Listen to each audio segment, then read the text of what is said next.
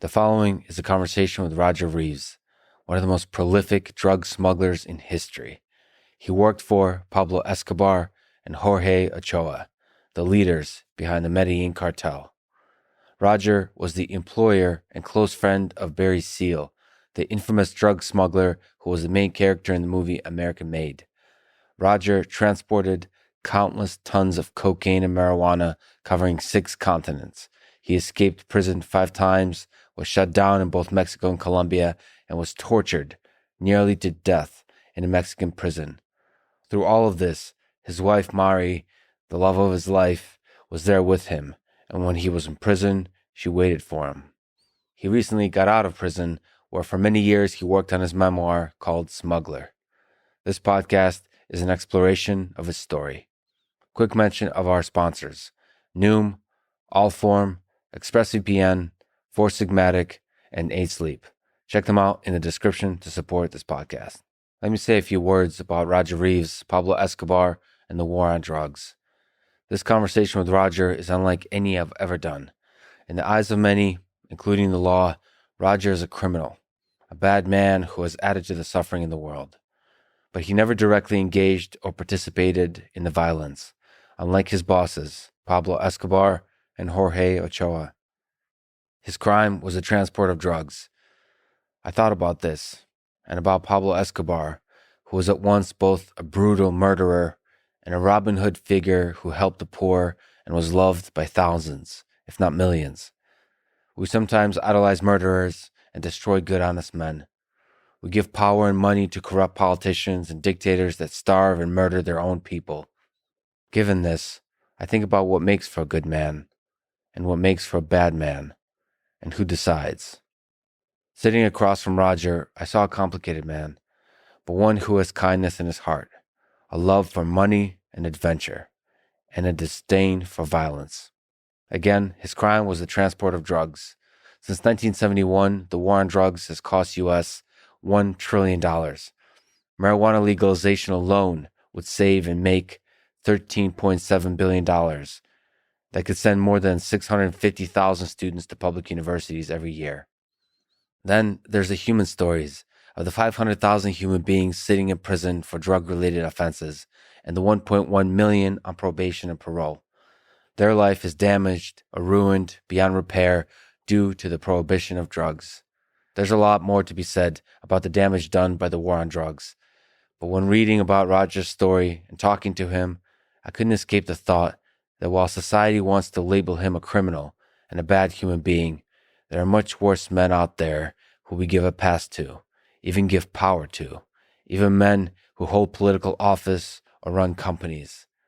I also think about my role as an interviewer, sitting across a man like Roger. In these interviews, in life, in many ways I continue to be myself, a person who, like Dostoevsky's The Idiot, seeks the good in all people, but is hurt by it on occasion and maybe is destroyed by it in the end. I'm not naive, but I'm also optimistic and have hope for humanity. That's who I am, and that's what these conversations are. I hope you join me, and I hope you understand that I come from a place of love. As usual, I'll do a few minutes of ads now. No ads in the middle. I find those to be annoying. I try to make them interesting, but I give you timestamps, so if you must skip, please still check out the sponsors in the description.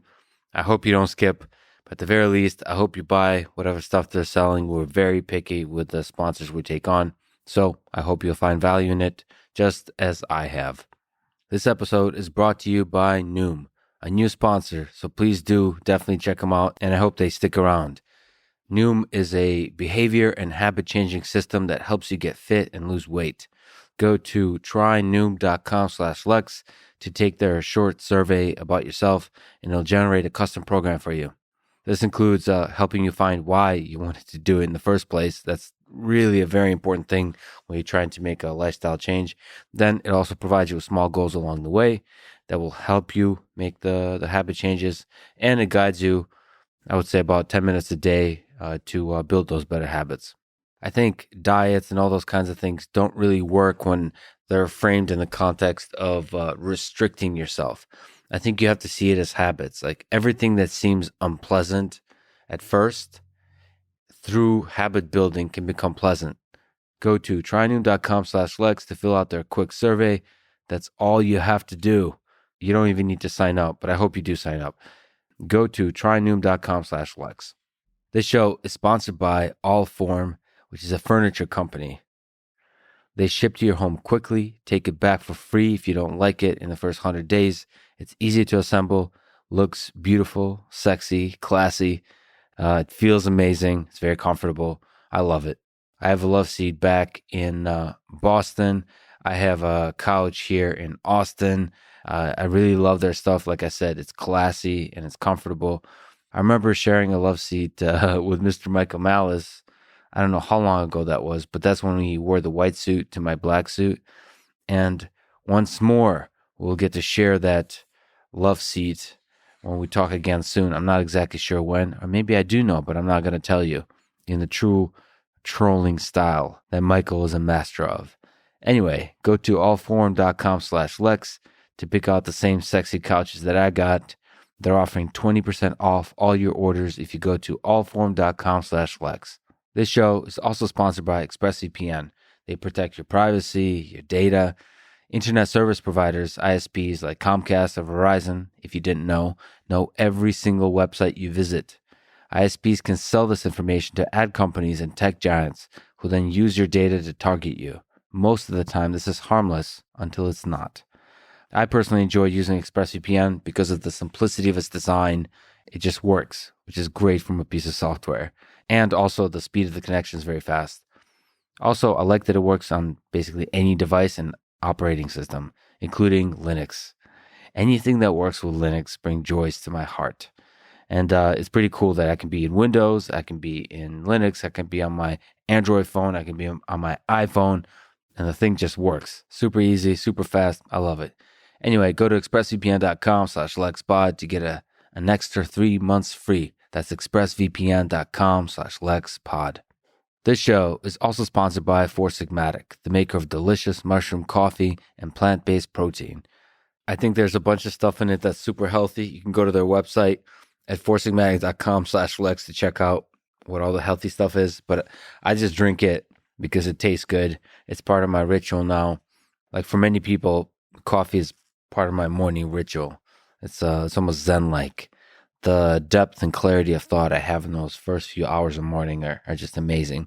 And I feel like both the warmth and the caffeine of coffee is a kind of springboard for that. For no good reason whatsoever, I am trying to cut down on caffeine late at night, but I was always one of those people that can drink a cup of coffee right before I go to bed and just knock myself out, and the sleep is great. Anyway, get up to 40% off and free shipping on mushroom coffee bundles if you go to foursigmatic.com/Lex. And you can join me in this wonderful coffee ritual powered by Four Sigmatic in the morning. That's foursigmatic.com/Lex. This episode is also sponsored by 8 Sleep and its Pod Pro mattress. Every time I mention 8 Sleep, it just brings a smile to my face because I love it that it controls temperature using a pretty sleek app. The bed itself is packed with sensors and can cool down to as low as 55 degrees on each side of the bed separately. It's super hot outside in Austin. I also know it's super hot outside in Boston and New York. So when you go inside, even if there's a bit of air conditioning, there's like this magical feeling of having a cold bed waiting for you that you can turn on remotely with an app.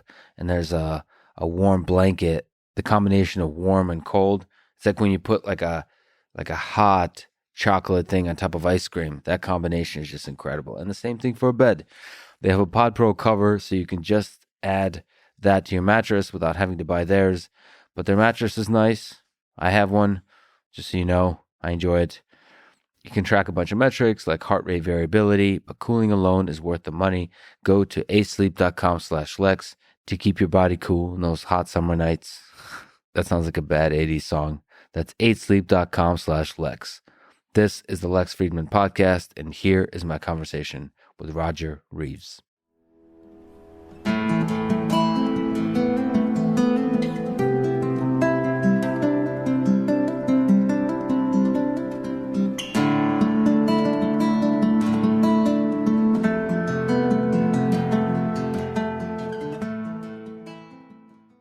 You are one of the most prolific drug smugglers in history. What would you say motivated you? Money, power, the thrill, or was it something else? Money. But isn't there a point where you've had more money than you can possibly know what to do with? Or is it always more money? You know, I had plenty of money several times. And I think it's sort of like if you was in Las Vegas and you had the slot machine handle down and the gold coins was tumbling around you and you had sweepers bagging them up, when would you let it go? But isn't some part of that the thrill then? Oh, there was a lot of thrill, sometimes way too much. You made certainly tens of millions of dollars, probably much more. What memorable experience did having that much money make possible for you? So there's one thing is the money, and the other thing is what that money can buy. Well, I bought everything that I could hide.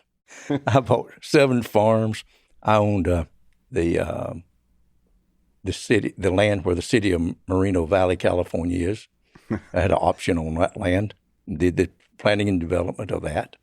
The most expensive corn in the world.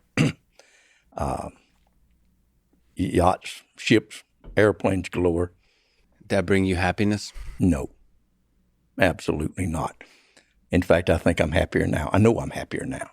So looking back, would you do it the same way all again? No way. Really? Even the thrill of it? Not even the thrill of it. It wasn't worth 33 years in prison being away from my lovely family. So money. What about the power? Just being on top of the world where nobody can, not the governments, the police, all the big bad agencies chasing you, and you could do whatever the heck you wanted. As far as having to look over your shoulder everywhere you went and every phone call you made, make sure that you was naked with somebody in the ocean before you talked. It's rather uncomfortable. Yeah. I like to make phone calls the same way. What was it like meeting and working with Pablo Escobar, the leader of the Medellin cartel? He was just seemed like a gentleman when I met him. He was just like you and I sitting here, shook hands, and I had flown one load for a fella, and it didn't work out well.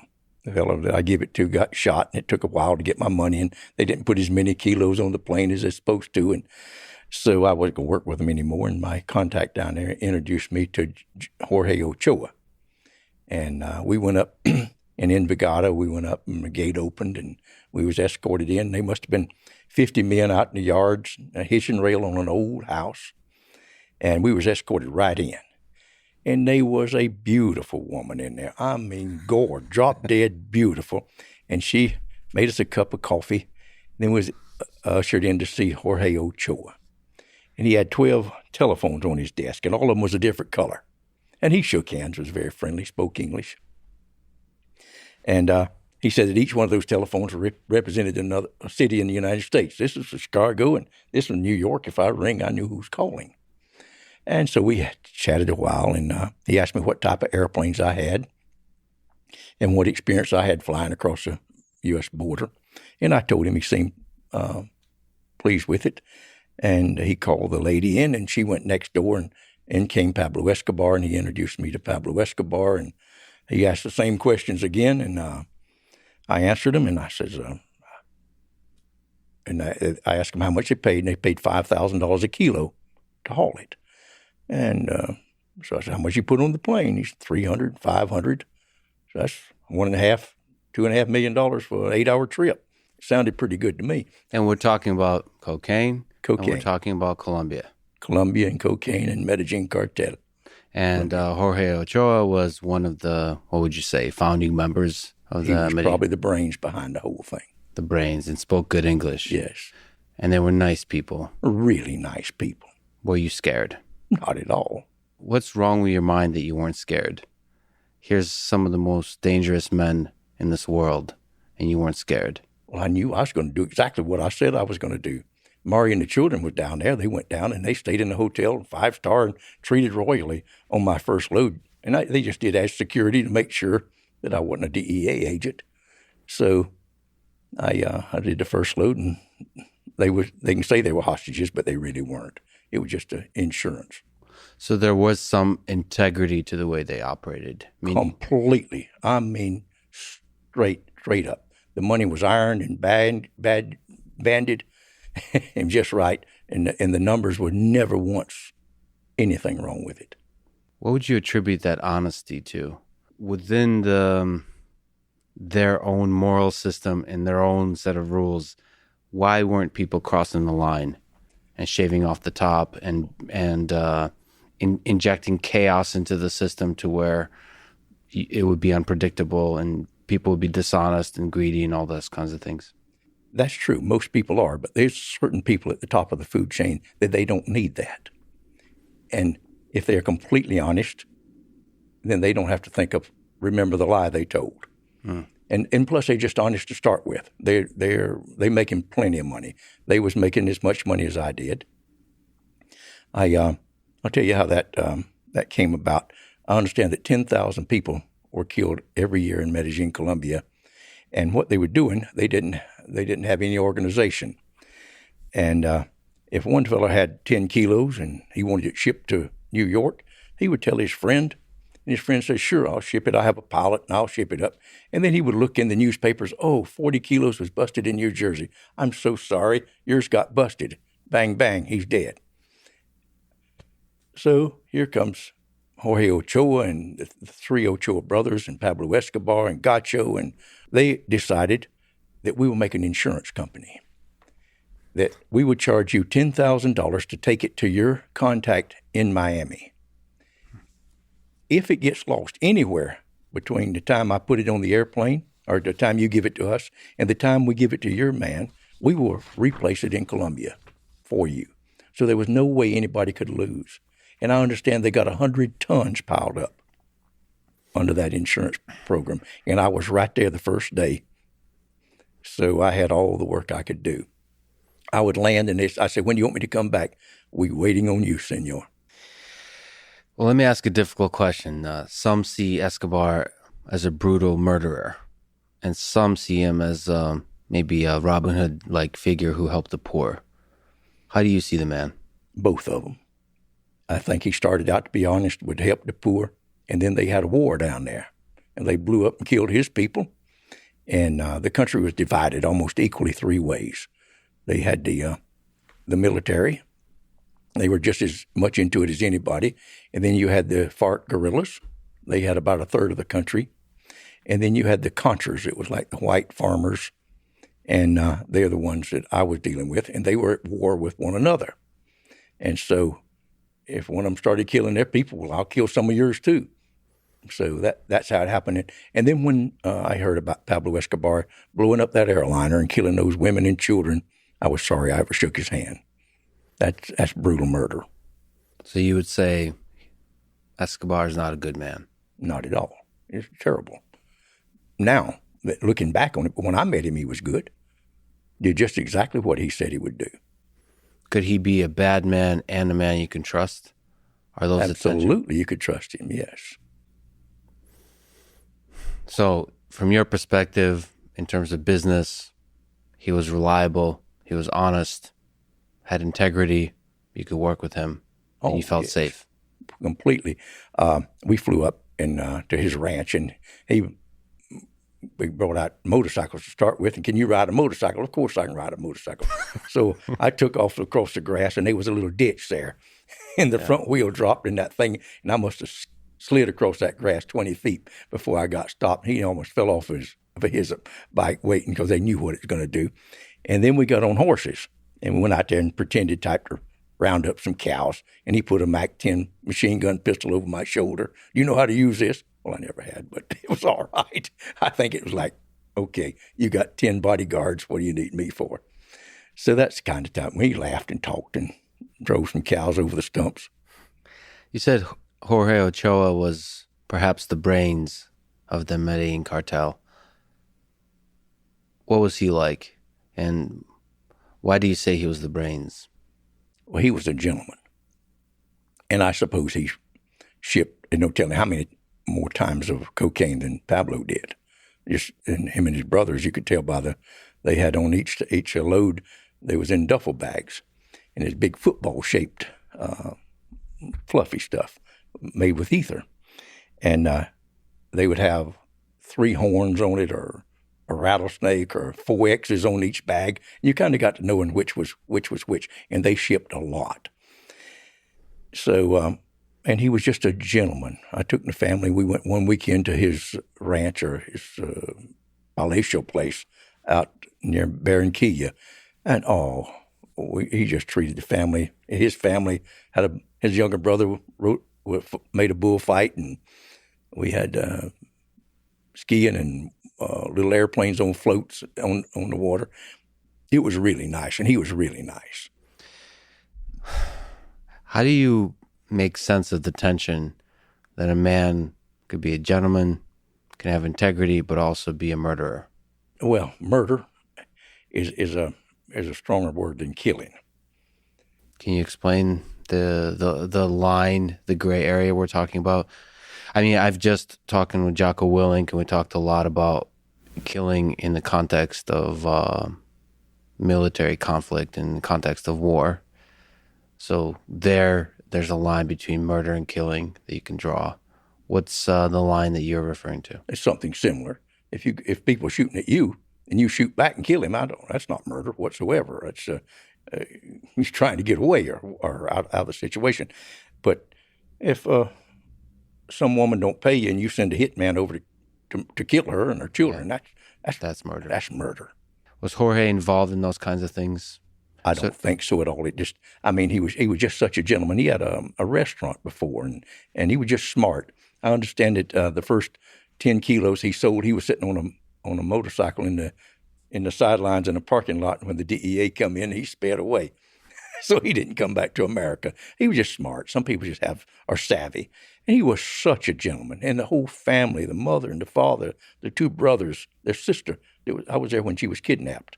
And finally, he kidnapped our I guess, 100 leaders of the FARC, and said, all right, when she don't come back, none of these are going to come back. So they made a deal. Is there something you can say about the power structure, the hierarchy of the Medellin cartel that you interacted with? Was it a dictatorship where Pablo ran everything? Was there a bunch of power centers? Was it like a company where you have CEO, CTO kind of thing, and then there's like managers and all those kinds of things? How did it run from a leadership perspective?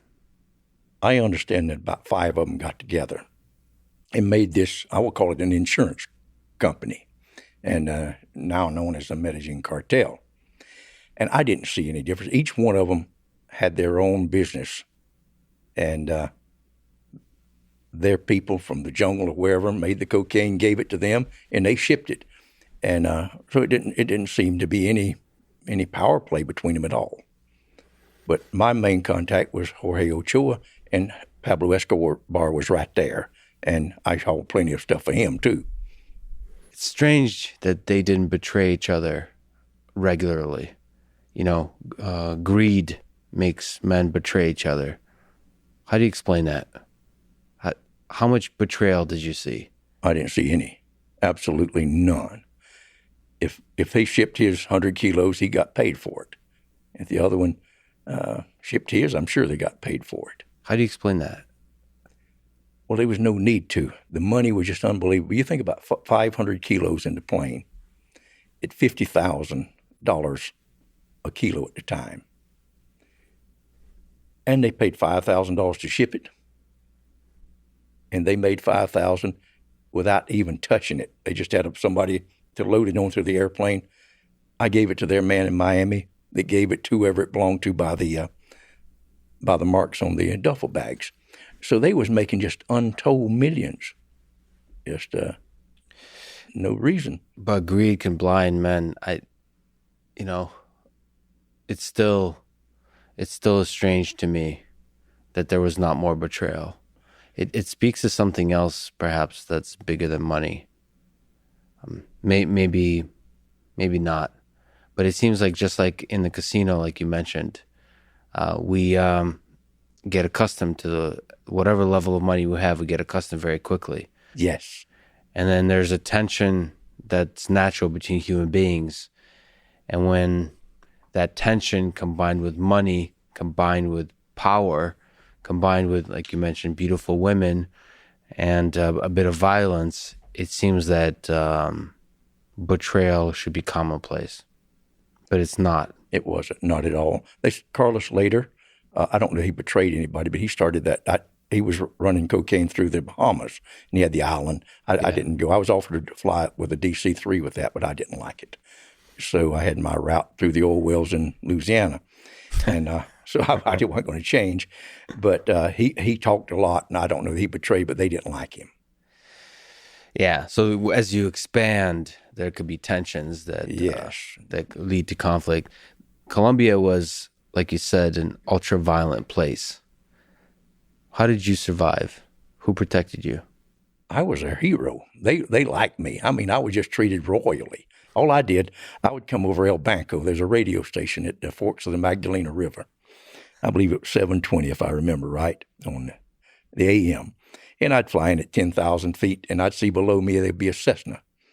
And I'd wiggle my wings, and he'd wiggle his, and I'd fall in behind him, and we might go 100, 200 miles. I'd land on some jungle strip or some banana plantation, and they'd fuel me up. I could eat steak, spend the night. It was just like treated royally. And I mean, take off the next morning whenever I wanted to. It was just like that was protected.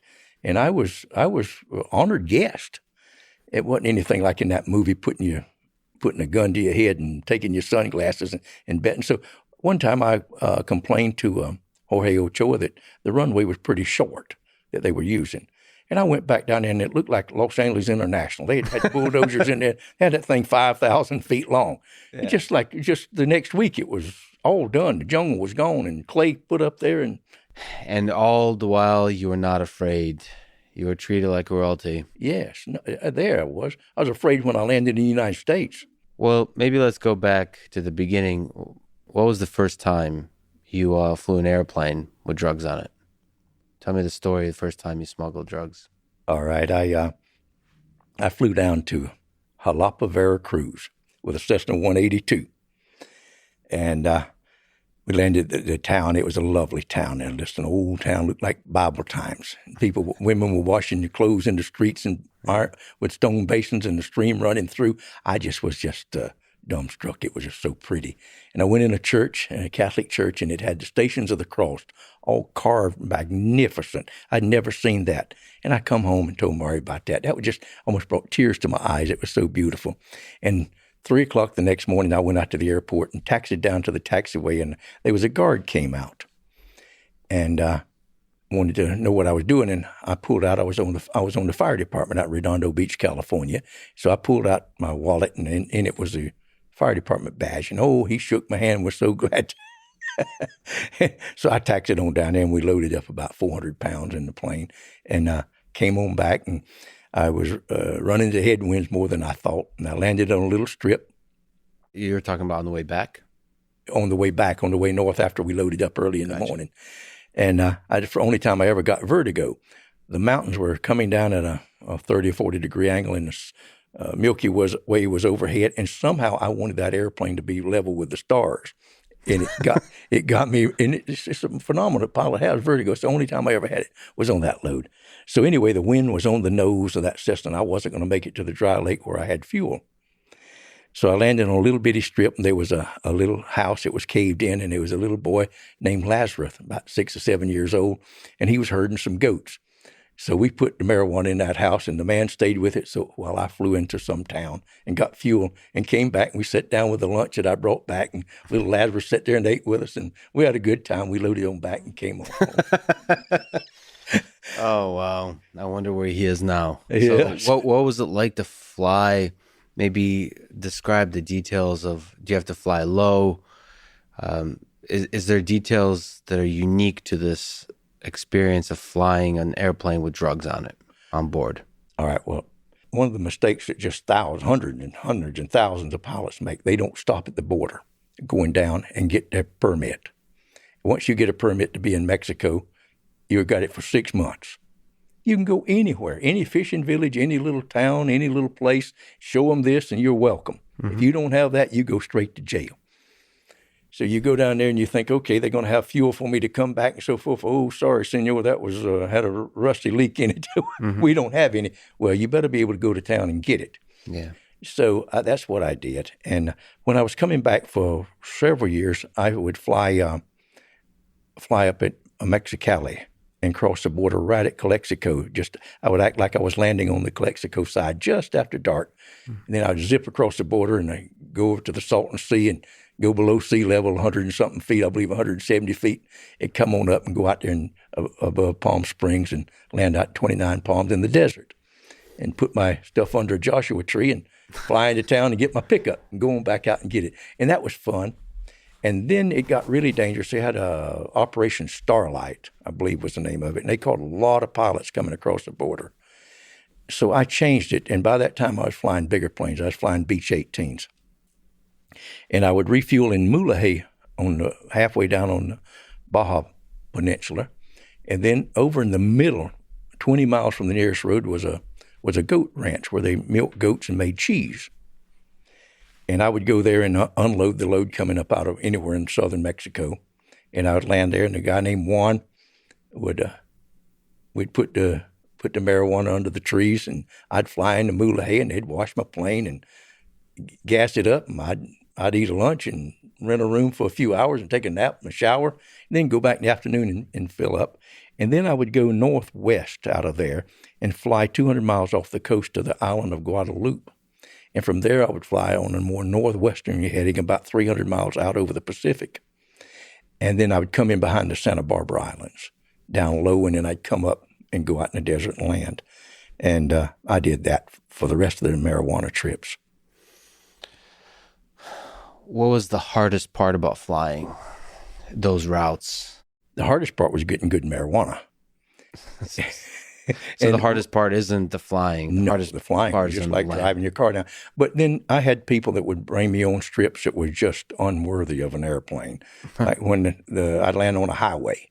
Yeah. And in the rainy season, I would come back to land again, and the guy wouldn't think about it, and he'd have like little hills on both sides, and the wings were out there. Well, the grass and the weeds would grow up, and it sounded like, it sounded like tearing the airplane apart when those wings hit, mowing the grass down both shoulders of the airplane. Oh, wow. The weeds would grow up high in the tropics. So some of that stuff was bad, and getting bad gasoline and telling me that land here in the light and knock the wheels off when you land. Oh, you should have landed a little further up here, senor. There's a ditch down. Yeah. That sort of thing. What was it like landing on a highway? And when did you have to land on a highway? I landed a highway most of my life, most of the times. In Mexico, first time I went down, there was a place called Pichilingui, and it had a 900-foot strip. And I would fly down, and I'd carry gasoline with me, and Mari and I would go to the grocery store and buy all kind of little goodies and candies and toys to bring to the children. And that sand strip in the bend of a river was just too short to take off with a load. So there was a young man there named Pedro, must not weighed much over 100, maybe 120 pounds, and he'd get in a plane with me. And he'd direct me 20, 30, 40 miles away to a highway. And the people walk in, and the people would pull out in a 2-ton truck with a machine gun on it, and a bunch of guys with arms and they'd block the road, and then another one would block it up about a mile away, and I'd land right over that truck, and they'd load me up, and it looked like a bucket brigade with the marijuana coming. I'd shake hands with all of them, then I'd take off right over the other trucks, and sometimes maybe 20, 30, 40 cars lined up. One time I remember a patrol car, a highway patrol car, he didn't have his lights on, took off right over him. And then when I started flying to Louisiana, the bridge over the Mississippi River, there were several contractors that went broke, and that thing was out for years. And about 5 miles from the river was flashing red lights in a detour. And then there's swamp on both sides of it. In the middle of it was grown up with 20 feet trees, and that was like an international runway from anywhere in the world. So I landed on that, and over those red lights, just like the end of a runway. And then the next morning, we'd go out there and scrub the marks off the highway where I'd landed before daylight. Wow. Let's go to somebody you've known well, somebody who's also a drug smuggler, is Barry Seal. Who is Barry Seal? How did you meet him? Barry Seal is a friend of mine. Murray and I and the children went down in Honduras, and we went up Lake Azul, I believe it was, and we was looking at a ranch to buy. I was looking for something in Central America where I'd have a halfway place. Mm-hmm. Oh, it was lovely. We stayed up there for some days, and our clothes got muddy, and we went in the river and all kind of things. So we got to San Pedro Sula, and we was going back to New Orleans. So we went to the cleaners to get our clothes, and most all of them was in there. And the guy, oh, senor, they'll be ready tomorrow morning. We're not ready now. Well, the plane leaves at 9 o'clock or whatever. So I told Murray for her and the children to go into the airport because it'd be easier for one just on a standby flight. So I went to the laundromat for the clothes, and they were ready, and there was a pile of them. And I put them on my back and got in the taxi, and the old taxi was driving with it, and I'd give him $100 to go faster, and he just blew his horn more rapid. So finally, we got to the airport, and I jumped out and ran around on the tarmac, and here's a brand new 727 taxiing out. Wow. Oh, no. So I'm waving to the pilot, and he's a young fella. He waves back. Then I see Murray's face in the cockpit, and then the nose goes down where he puts on brakes, and he laughs, and he puts some stairwell out. And I run for the stairwell, and he pulls it back up and goes like a hitchhiker going to pick you up and go again. Then he put it out, and I got on, and the whole crowd clapped, and I'm coming on with that load of clothes.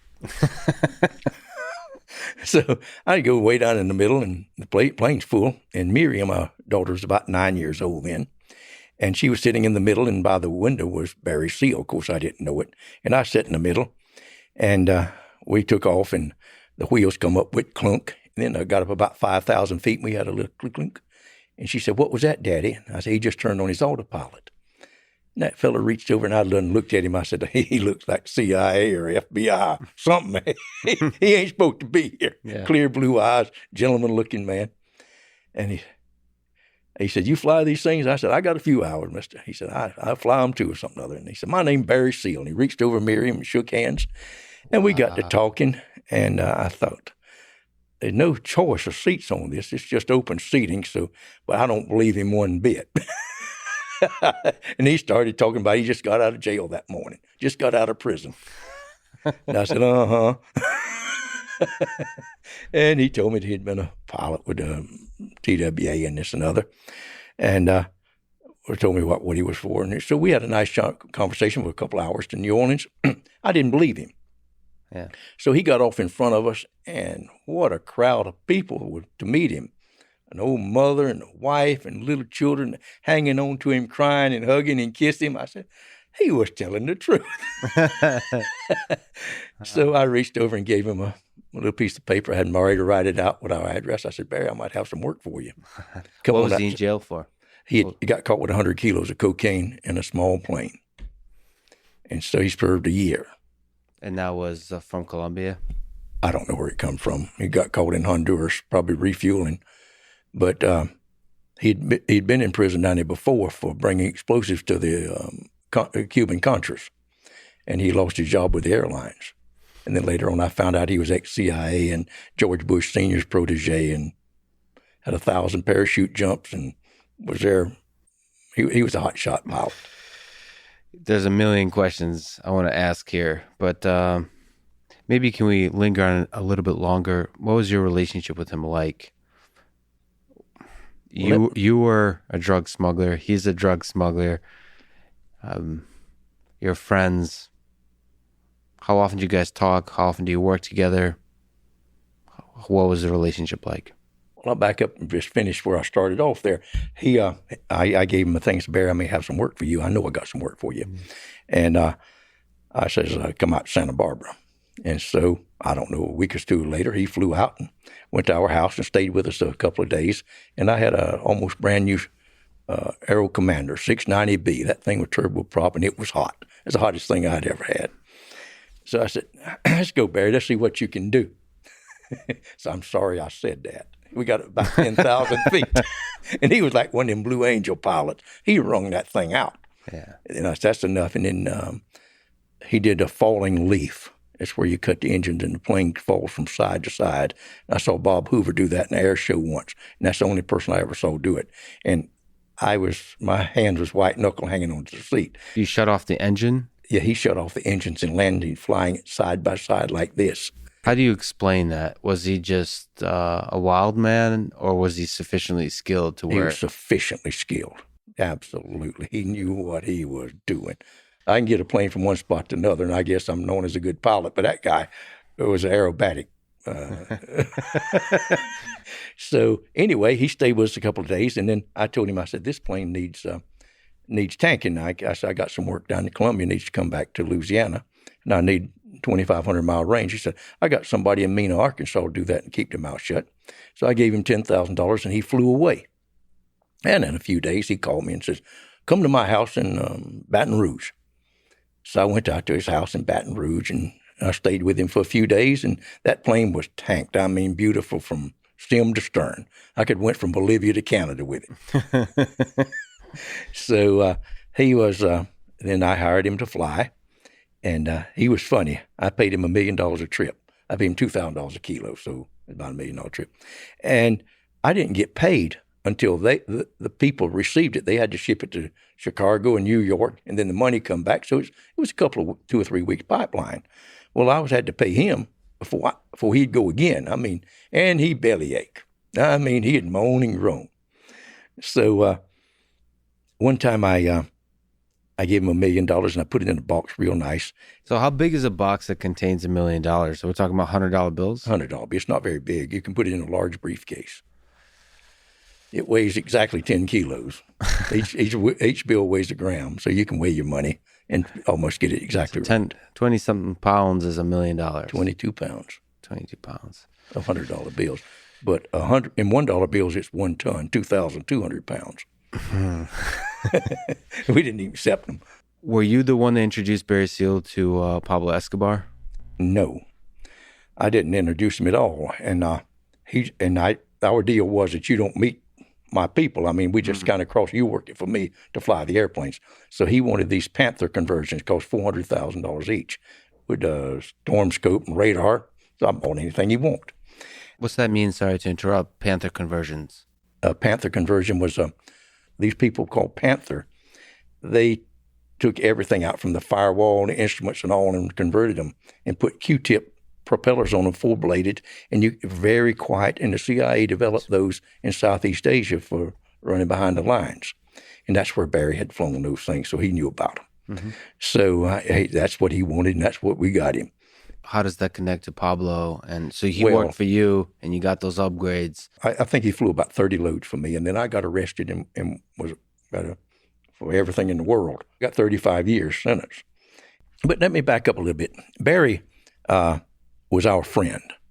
Mari and I both friend. We should pause real quick and say Mari is your wife, and hopefully we'll convince her to join us in a little bit. She's the love of your life, and sort of she weaves in and out of many of these stories that you tell. Yes, she was there. She was behind the scenes, but I kept her out of it completely. And then also you mentioned Miriam as your daughter. Yes. Rhett, our son, was a baby. Yeah. And I remember we went out to La Festival. It was my favorite restaurant in Coral Gables. Oh, God, it was good. And Barry knew about it. Anyhow, we went out to dinner. And so we came back and there was no rooms. So Barry will spend the night with us. So he goes to our hotel room with us. And we got two big beds in the Omni Hotel. And he lays over there and gets down to his striped undershorts and his T-shirt, and he puts the baby up on his belly and gives him the bottle and says, ain't that good, Red? Oh, my. And he just feeds the baby. We laugh and talk. And so that's how close we were, that we could all stay in a hotel room together. And would you say he's a good man? Oh, wonderful man. A gentleman, Southern gentleman. Just looked after his mother, his family, everybody around him. Everybody loved Barry. He just had a little smile on his face always. So you got arrested, and then what happened to Barry? Well, Barry knew the people that unloaded. Of course, he sent the cars down and all that. So he met the unloader, a guy named Lito, Luis Carlos Bustamante, a Venezuelan. And so he just kept on flying. But I believe he had 3 of my airplanes at $400,000 a piece, and they owed me some money. Well, he collected a lot of that and gave Mari the money and put it in his safe and took her to his house and all after I got arrested and sent a lawyer in. He got me the best lawyer in the country, Albert Krieger. He was head of the defense team for all of America. Wonderful man. Can you tell the story of the months that led up to Barry's assassination? What did you know? What did you sense? What did you think? Okay, when I got out of prison, I hadn't been out long. I was eating breakfast, and there was Ronald Reagan's face right in the television. We have absolute proof that the communist Sandinista government is in the cocaine running business. And there was that fat lady, the C-126, on the runway with the bellied in. And I thought, oh, God, he had done it. So I had heard that Barry might have been working with him. So it wasn't long before, working with the DEA or whoever. He was no longer on our side, you know. So can you clarify how you got that from the Reagan making a statement about we've heard? Okay, there was his plane. There was Barry's plane. And, okay, on the way north, we could stop in Nicaragua and land on a military base or on a base that they used, those crop dusters and all, and refuel. Yeah. And so that shortened our trip. We'd go further into the jungle and come up, and that was what Pablo Escobar and Ochoa and them, and they was associates with the people in Nicaragua. So Barry was, if that plane was there, that means Barry was feeding the DEA information. He was working with them at that time. But let me back up a little bit. When I was flying, and I told Barry we would refuel and change airplane the loads in Belize, where I had a spot up there. And then that's when they told me we can refuel in Nicaragua. And then you fly all the way, and Barry couldn't believe it. He says, all right, but I wanted to land. I had a place in Louisiana for $10,000 that I could unload, and the sheriff and all of them was paid off. And he said, no. I can't get caught in Mena, Arkansas. I said, what do you mean you can't get caught in Mena, Arkansas? You get caught anywhere. He said, I can't. But it's going to cost you $50,000 every time my wheels touch the ground. Why? Can you explain why he can't get caught He in Mena, said Arkansas? he was hooked up with the very top. And he even said, I'm going to have dinner with the governor tonight. That's at that time, Mena, Arkansas. Mr. Bill Clinton. Undoubtedly. And it's like, did you give him any money? And I said, no, I never gave the man any money. But it was like the money that I had went to the Grand Cayman Islands. And I told my lawyer, I said, I never touched that money. He said, you don't have to fondle it to be guilty.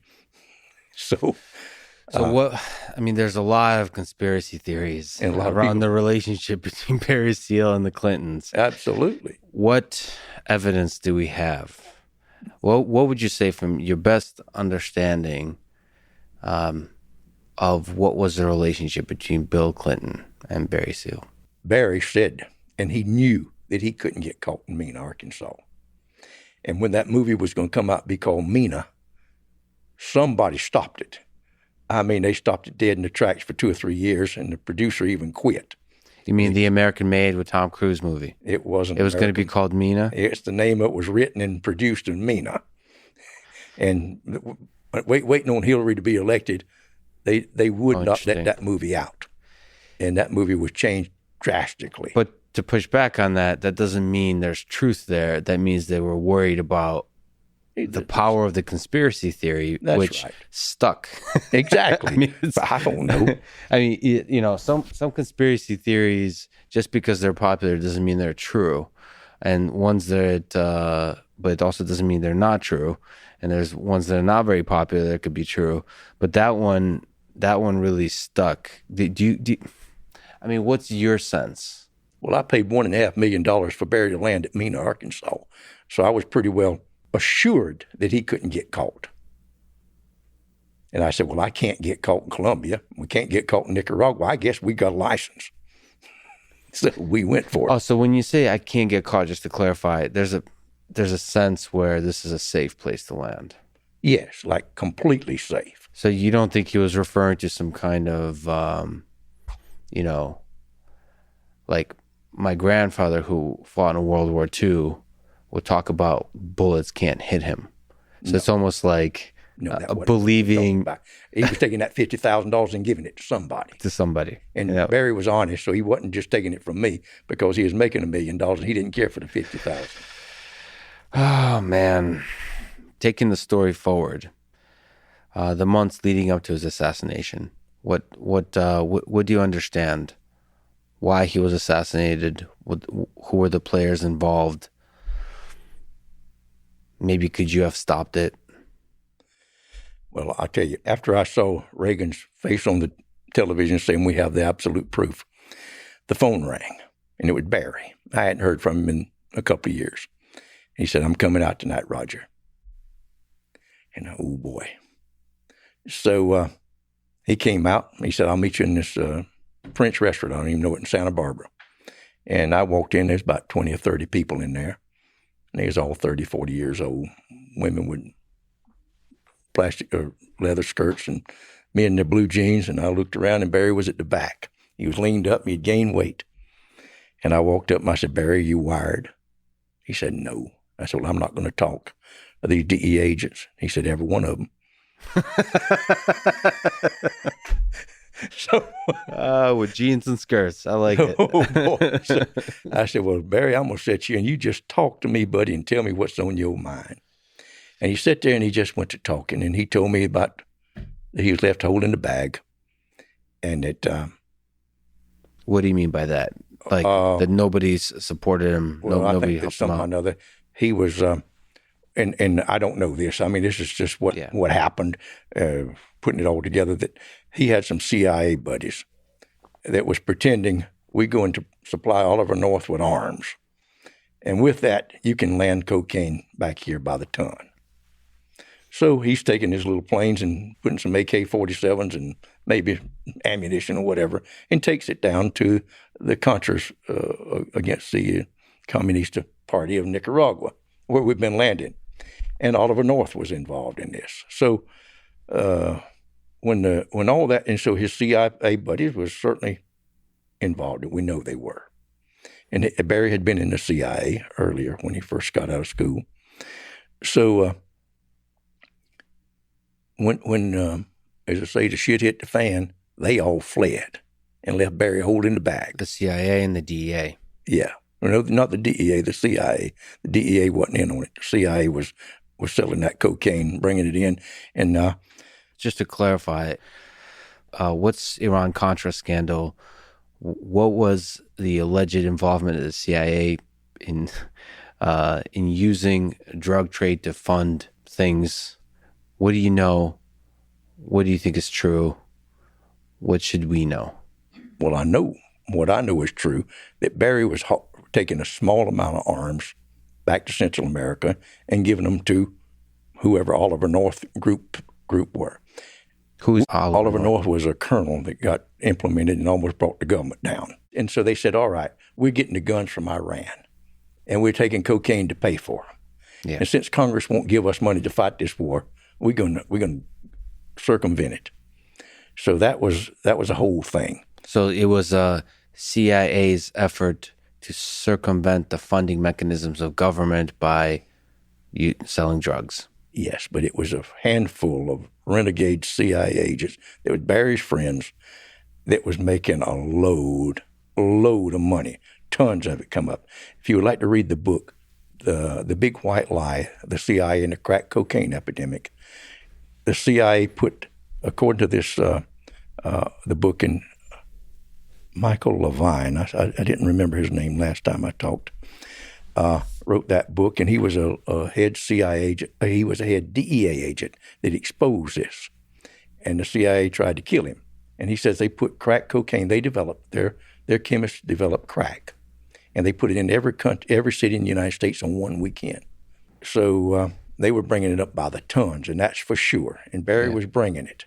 Okay, can I ask you a small tangent question? Do you think the public should trust the CIA and the DEA? Do you think they're mostly good people that are carrying out a good mission? Yes. Because this kind of makes it sound like there's renegade agents that are just doing whatever the hell they want and with sometimes no regard for human life. Well, that's certainly true. But that's not everybody in there. That's just sometimes you get a few policemen in the department that do these things. Yeah. I believe that our government is good. I think we got some fools running it. Yeah. I don't know how we get them there, but I don't think I know. Okay, so what was Barry's involvement here? And so Barry leaned back in that chair and he told me that, he got caught with 1.5 tons and he bellied it in the runway in Nicaragua and had cameras flashing inside and out. And then he flew it back to Homestead with an agent there, and he brought the agent over, Jake Jacobson, really nice fellow. I think he was a crop duster. And we'd have got along if we'd have been on the right side. And so we sat there and drank Chivas Regal until I got pie-eyed, and Barry told me about it. He said that he went to see Edwin Meese. He got out on bail, and he flew his Learjet up to Washington and went in to see the Attorney General, Edwin Meese. And they run him out of the office. The next day he went back and said, I have absolute proof that the CIA is bringing tons of cocaine, or they're running tons of cocaine into the United States. And Edwin Meese put him up with this agent, Jacobson, I believe it was. And they went down and got 1.5 tons. And on the way back, they bellied it in, and Pablo Escobar and some of the other ones on General there in Nicaragua, you can see them toting it from one plane to the other. It's in the book called Kings of Cocaine.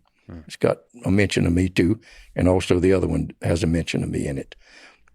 Said I'm in more files for the DEA than Noriega. So who wanted to get rid of Barry? Who wanted to get rid of Barry more, the cartels or the CIA? The cartel.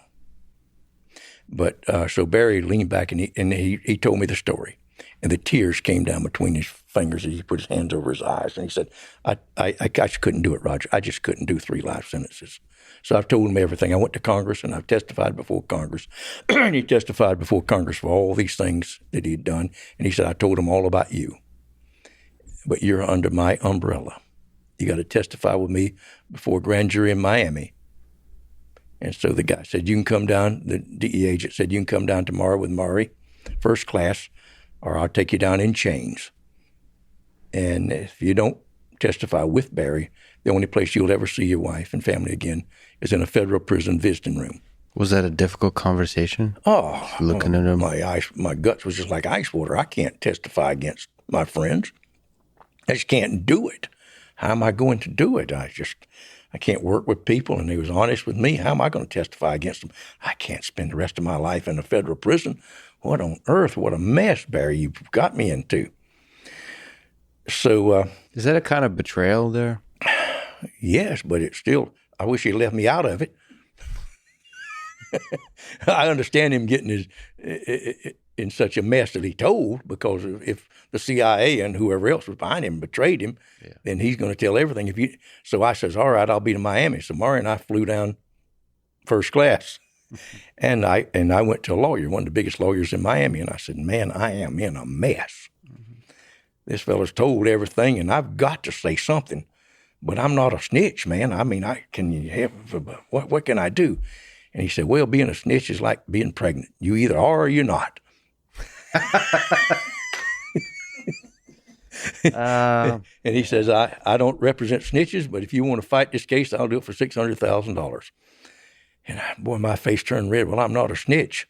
He said, well, that's what you're talking about. He said, let me tell you something. If you go in there and say one thing and sign that paper, and you don't tell them everything you know, then they will convict you of everything you've ever done, and you tell them. So you can't do it. So I said, Barry, I'm having trouble with a lawyer. I'll go tomorrow. Let's go.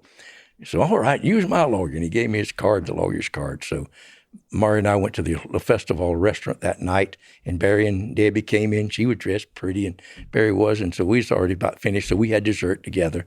And I said, Barry, they're going to kill you, friend. He said, no, they ain't going to kill me. So-and-so, such and such is gone, and this and the other. I said, Barry, they're going to kill you, man. You can't deny it.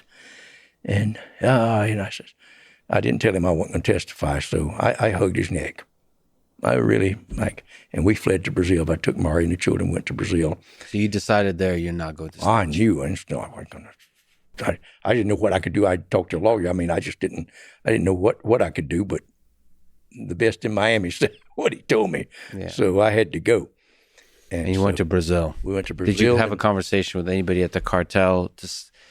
I mean, that's such an interesting moment that tests a man's character. To not snitch. And did you have a conversation with anybody? No. Pablo about it? Not at all. So it's just understood. I just couldn't do it. But how many men like you are there? Not many. I had all my friends testified against me. I had 11 friends, and every one of them put their finger up. Roger did it. And I was facing life, continuing criminal enterprise. And still, you couldn't do it. I just couldn't do it. Did you ever get respect from the cartels for that? From the people in the cartel? All the time I got back and stuff. They owe me money, and I can't get it. So, well, that's about money. I just mean about human beings. Oh, I think so. I mean, I've been back integrity. down there, and I've been welcomed. I have my contact, and when I was in Brazil, I was trying to get this money. They owe me $3.5 million. So I called up there, and he was going to pay me. Oh, I got $600,000 today, and I'll get you some more tomorrow. And then the next week, I called. Hey, got great news! Barry Seal's been killed. So, oh no! And I went back to the hotel. We was up in northern part of Brazil, and where was it, Marty? Yeah. And so I went back and I told Mari and Miriam, and they cried, and I cried. I really cried. How is that great news from the cartel perspective? Well, now there's no case against me and him and them. Do you know who killed him? Yes. I'll tell you about that story. On the first load I did, I landed at a banana plantation, and it was raining, and it was a muddy strip, clay. And they put the 300 kilos of cocaine in there, and the ugliest man you can imagine, named Ronaldo, got in there with a MAC-10, and he was making sure I took it to Louisiana. Mm-hmm. So this is many years before. Yeah, a couple of years before. So anyway, we took off, and the mud got up in the wheel well so thick until the wheels wouldn't come up. Well, I'm going 200 miles an hour instead of 300 miles an hour with wheels coming down. Mm-hmm. Well, I can't go back there. If I do, I'm going to be in the same situation until the sun dries it out in a few days. And so, but in Belize, I had a runway that had been used for $10,000, used to refuel. So I told the guy, listen, we got to land in Belize to refuel. And no, he put the MAC-10 and I'll shoot you. I said, go ahead, fool, you're going to die too. So yeah, it was in the turf. So he wasn't just ugly, he was also angry. A bad killer. Yeah. And so he's the one that actually killed Barry, the one that went up on the first load with me, and Ronaldo, and he's doing life. So he's just a killer. Yeah, he's doing life in Louisiana. I wonder who is it known who made that decision? The younger Ochoa brother, I understand, Favio, was the one paid for the hit. I don't know that, but that's what I've heard, and it probably sounds about right. He's down in Jessup, Georgia, doing a long time. I think he's about to get out. He's been in 30 years or whatever. The movie American Made. What do you think that movie got right? What did it get wrong? Almost everything wrong. It was disgustingly wrong. Okay, which parts? Can you well, can you maybe elaborate? It was about Barry Seal, and it just didn't even. It was nothing. Whoever wrote it had no idea who Barry Seal was. Mm. They sat in a rocking chair and just tried to think of what some baby bashing drug dealer doing. Yeah, and it's just like God. You just don't have any idea of the spirit of the man. So they wanted to try to tell a fun story without actually studying the story. They didn't know him. They just had no idea. Right. And Barry was such a nice person, such a really nice gentleman person. They talked to you or no? No. The people that made the movie. And I see all these people telling about Barry, never met him. They telling all about him. I think that's just ridiculous. Yeah. And that, for one thing, for his character coming out of whorehouses and all that was just like ugly. And then down in Colombia, putting a gun to his head, going to take his sunglasses, and then he put $25 million worth of cocaine on his plane. And then they're going to bet $100 he don't have enough room to take off. That's just insane. Yeah. I mean, the whole thing. And then he's talking to the DEA agents when he's coming up. You don't know what frequency they own, how he's got 5 planes and they all split when the DEA comes out. These are just somebody's fantasy. But those are details of the man, details of the story. Is there some big, profound things they missed about just this whole period? About that's something that's really important to you that was missed? Yes, they just try to sensationalize on little things that people remember, and it's just not true. It's just It was just like a business deal, and good people and good airplanes and good flying, and it was like a good watch that was made. It just clicked and it just went on, and they missed all that. They tried to make it sound like it's something very ugly. Do you think it was a story that could have been told way better and still be a hell of a good story? Yes. Well, there's a series called Chernobyl done by HBO, and because I have sort of family connected to that period, they did an incredible job of being historically accurate, and only not being historically accurate when it helped the story, only in those rare cases, when they on purpose left the story to make it easier for people to understand, but it was still somehow accurate. And even though all the actors were British actors speaking English with a British accent, it was still somehow accurate. Like, they captured the spirit. Yes. So it was historically accurate and the spirit was captured. That was one of the most incredible series I've ever seen. It convinced me that the movie was made by non-Russians. It convinced me that if you really care about a story, you don't have to have been brought up in it. You don't even need to speak the language. If you're truly a scholar of it, if you talk to a lot of people, if you learn, if you just pour your heart and soul into it, you can create something really special. And so your sense is you could do that with the story, with this period of time. Oh yes, it was a story that needs to be told. It needs to be told in the correct way, not like we're trying to bash a certain angle. Yeah. Well, if Netflix or HBO are watching this, you need to tell the story of Roger Reaves, in my opinion. There you go. There's this young picture of you. Yeah. There you go. That's from National Geographic. Jorge Ochoa, Pablo Escobar. It's you, Roger, and Barry. Yeah. Smuggler. A memoir. Yeah, I really do hope that they make a movie of this one. There's a movie called Blow that tells the story of George Young, Boston George. Did you know George Young? That's one way to ask it. The other is, what do you think of the movie Blow? I didn't know George Young, but it was a wonderful movie. Absolutely. It captured it. It did. Yes, it did. That's the way it should be. So he was a little bit before your time? Exactly the same time. Exactly the same. Same. He was using stewardesses to fly the marijuana out of Manhattan Beach, and I was on the fire department in Redondo Beach, 10 miles away, flying it up, sending it back. Somebody was sending it back. He might have been sending it back. But he didn't have near the excitement that I did. I was shot down twice. I escaped from 5 different prisons. Yeah. Was tortured almost to death in a Mexican prison. So he didn't have all that fun that I had. Fun in quotes. Yeah. So yours is a heck of a fun adventure. Just to linger on a little bit. So Johnny Depp plays George and Ray Liotta plays his father. And there's this son-father kind of scene at the end. I don't know. It's heartbreaking. Like, that scene paints a picture of a life that could have been had if none of this wild drug smuggling happened. I don't usually, I really never get like teary-eyed at a movie, but that got me. It's almost like confronting at the end of your life what your life could have been with your father. The way he calls him Georgie. It, like, you fucked up, Georgie. Yes, I did too. I really, really did. Mari waited for me all those years, and the children raised them without me, visited me in prisons all over the world. Just unbelievable. It's just nothing's worth that kind of money. Yeah.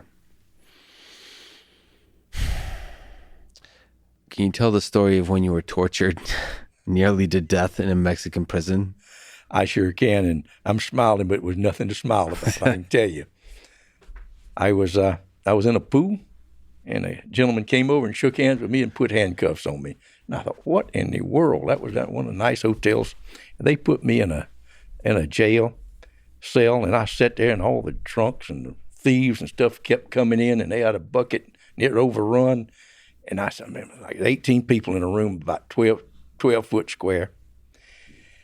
Oh, it was hot, and I thought, somebody's got to come get me. This ain't real. I hadn't done anything. It's like there was a pilot coming to see me up in Hermosillo, and he stopped, and he made a mistake and went to the international runway instead of where he was supposed to go. Mm-hmm. And he had my phony name in his pocket, so they got me. So they said I was a drug smuggler. So after about 3 days, they put me back into the back, and it was a torture place. And they put me in a little cell. Like, I guess it wasn't hard. It wasn't 6 feet. It must have been about 5 feet square and about 12 feet high. And it was June, the end of June, and it was hot. I mean hot. And they left me in there for, I guess, a few days. You didn't know. So every once in a while, they'd come drag me out. And first off, they put my head underwater. And it had seltzer in it or some kind. And I took one whiff of that, and 3 or 4 of them couldn't hold me down. So then I learned it just before you have to breathe, tear loose like that, and they'll let you up. And that was the first treatment. And then they started beating me. And they beat me with blackjack and rubber hose until I was black and blue and yellow from the bottom of my feet to my head. What did they want from you? They wanted me to sign a confession that I was a drug smuggler. And they put the papers under your nose. This is all over if you'll sign. Well, I knew if you signed, you got 6 years. I wasn't going to sign.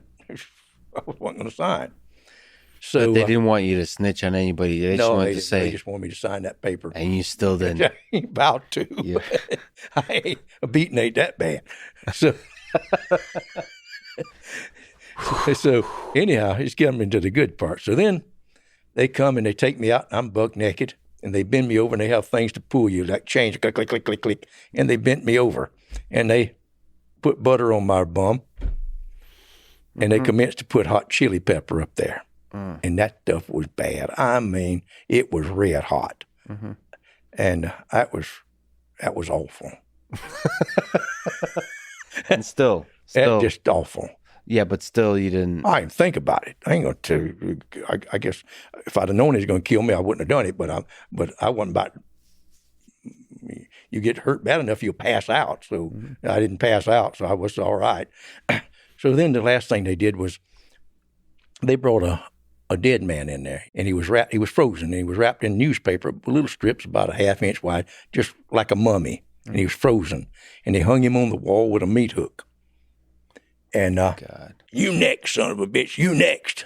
Yeah. And so he's sitting there like this, and as he starts to thaw out, which is pretty quick, it looks like he's crying, and it looks like he's peeing, and the papers start unraveling on him, and the formaldehyde puddles on the floor. Yeah.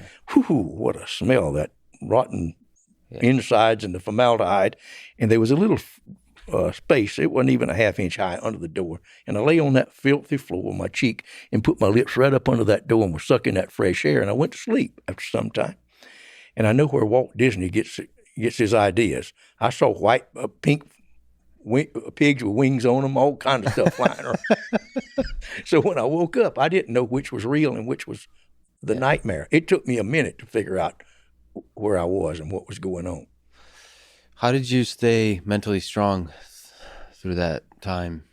What? I don't know that I did. I was mentally strong, so I was, just like I am now. Stubborn. I mean, you could be that man. They could have killed you. Yes, they could have. So what gave you hope? Did you have hope? Yeah. Or you're just a stubborn son of a bitch? I think some of both of it. And I think they aren't going to keep you here forever. Yeah. You know, you're going to get out into the prison, or they're going to let you go or something. If you sign that paper, you ain't going nowhere. And I want to go home. I got shot down a few weeks before that. Yeah. I got shot from out the sky. 80 bullet holes through the plane, killed a fellow on the ground, shot the leg nearly off the man in Where the plane. Was this? In that little place of Peachy-Lingy. And they were shooting you from the ground. Yeah. All right. A little 900-foot strip there at Peachy-Lingy, a poor village with starving donkeys.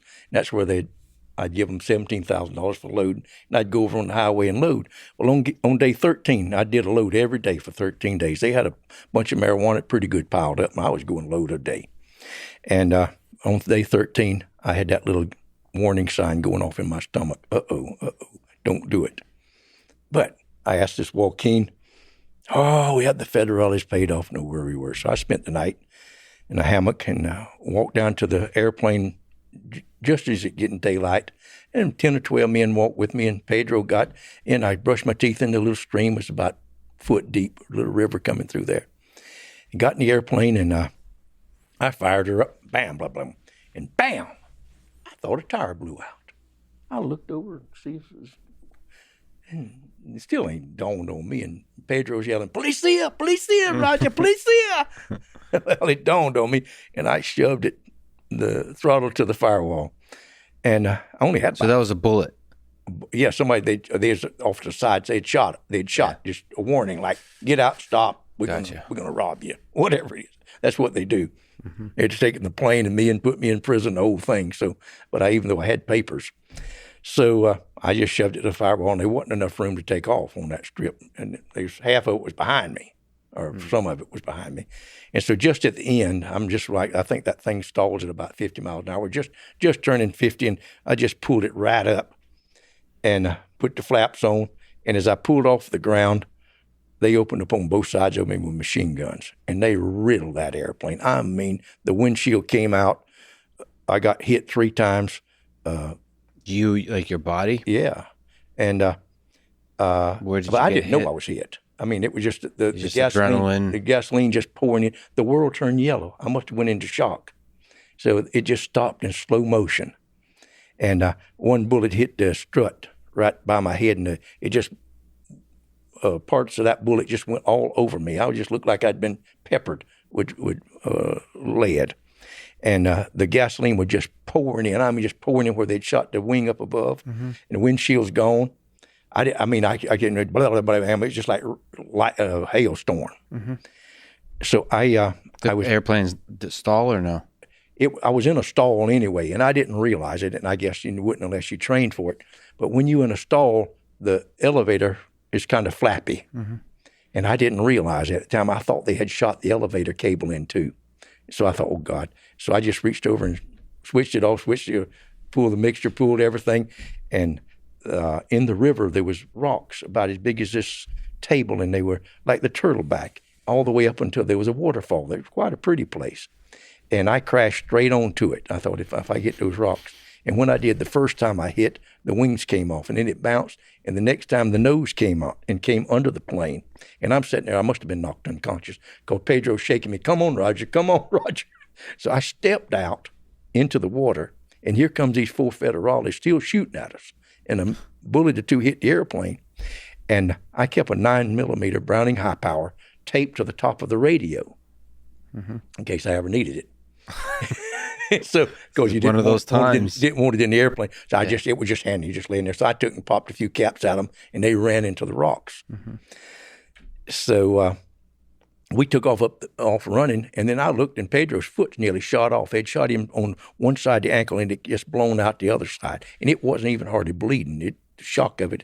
So I took my T-shirt off and ripped it and tied it best I could. But you had still bullets in you, so like you could still run. I shot the top of my toenail off. Yeah. I shot a chop across my head and my kneecap. Okay. So I was just nicked. Okay, gotcha. It was very painful later on, but right that time I didn't. It was just hot. And there's a bullet still in my foot from it, a piece of a bullet, a good-sized slug. So we went on up the mountain through the cactus and just running. Just going, I want to go down. No, they are federales are going the easy way. Let's go. This young fella, and we came to an old donkey. She must have been 30 years old, long and way back, long hair on her. Charlotte. And he petted the donkey, and we jumped on. And we rode for an actual donkey? A donkey. There were donkeys all over the place. Anyhow, he knew that one from the village. And so we rode 7 miles, 2 of us on a donkey with no bridle, no saddle, nothing. And we came to a little man plowing a little horse and a little ox. They was, both of them spotted, and the yoke was across their back this way, and he's plowing with a little plow amongst stumps. It was like one of these people clearing a little piece of land, and he had a little house there. And so we went into his house, and his wife and his daughter, they put like cloth over my wounds, and on Pedro's it was terrible. And they poured diesel oil on it to keep the flies off. So I'm covered in diesel. So the man left, and he was gone all day. And then about dark, he showed up, about 15 or 20 horses and mules showed up in the yard, walking fast. And a doctor got out. He said, I'm Dr. Benjamin So-So with the Red Cross. And he worked on my foot, and he worked on Pedro. He gave us a shot of morphine and tetanus shots. And he said, you got to get to hospital. He said, Pedro will die if he don't get to hospital. He said, they're looking for an American pilot that's been shot down, and they think he's dead. There was a lot of blood in that airplane. And so they rode, I don't know how far we rode, but we rode miles, and we'd come to a road, and there was a big truck, and it was loaded with corn in the ear. And they dug holes in that corn, put us in it, and covered us up.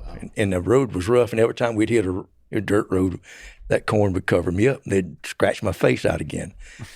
And when it came to the highway, we went into a house, and they got me some clothes. Mine was messed up. And a white basin, and they must have brought 20 jugs of water different times. I kept washing my foot till all the blood and the crud got off of me, and put on those clothes. And somebody went to, they said, you can't go north, the road's blocked. They're looking for the pilot. So you got to go south. So they found a taxi in Mazatlan, and it was a rather new taxi, and the fellow would take me to Guadalajara, which was, 7, 8 hours south. So we got in that taxi, and they propped me up with sheets and blankets and pillows in the back seat and gave me these great big white pain pills, and I was quite content. And then I was shot down in Colombia also. What, can you tell that story? I sure can. All right, I went down for a load of marijuana, and we got to the place, and we got there too early, and the guerrillas screamed, you got to get out of here, got to get out of here. And so we went back to the place where we staged from and refueled. I had a beautiful DC-3, carried 3 tons. And so while I was waiting, I ate something for lunch, and I went around behind the house. We refueled the plane up. I had to wait till late in the afternoon. They wanted me to come just at dark so the military planes couldn't see me on their strip. So I'm laying in the hammock asleep, and I hear this terrible roar. And I look right up through the trees, and the ass end of 2 military jets going straight up. And they do a dive over, and they came back down the strip in front of that airplane, and they just tear it up with 50 caliber machine guns. They just showing out. Yeah.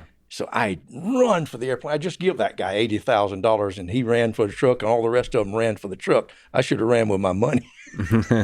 But I didn't. I ran for the airplane. Yeah. And the co-pilot got in. His name was Al. He got in with me, and 2 fellows got in the back. We had drums of fuel in there to refuel when we got down to the guerrillas. So we took off.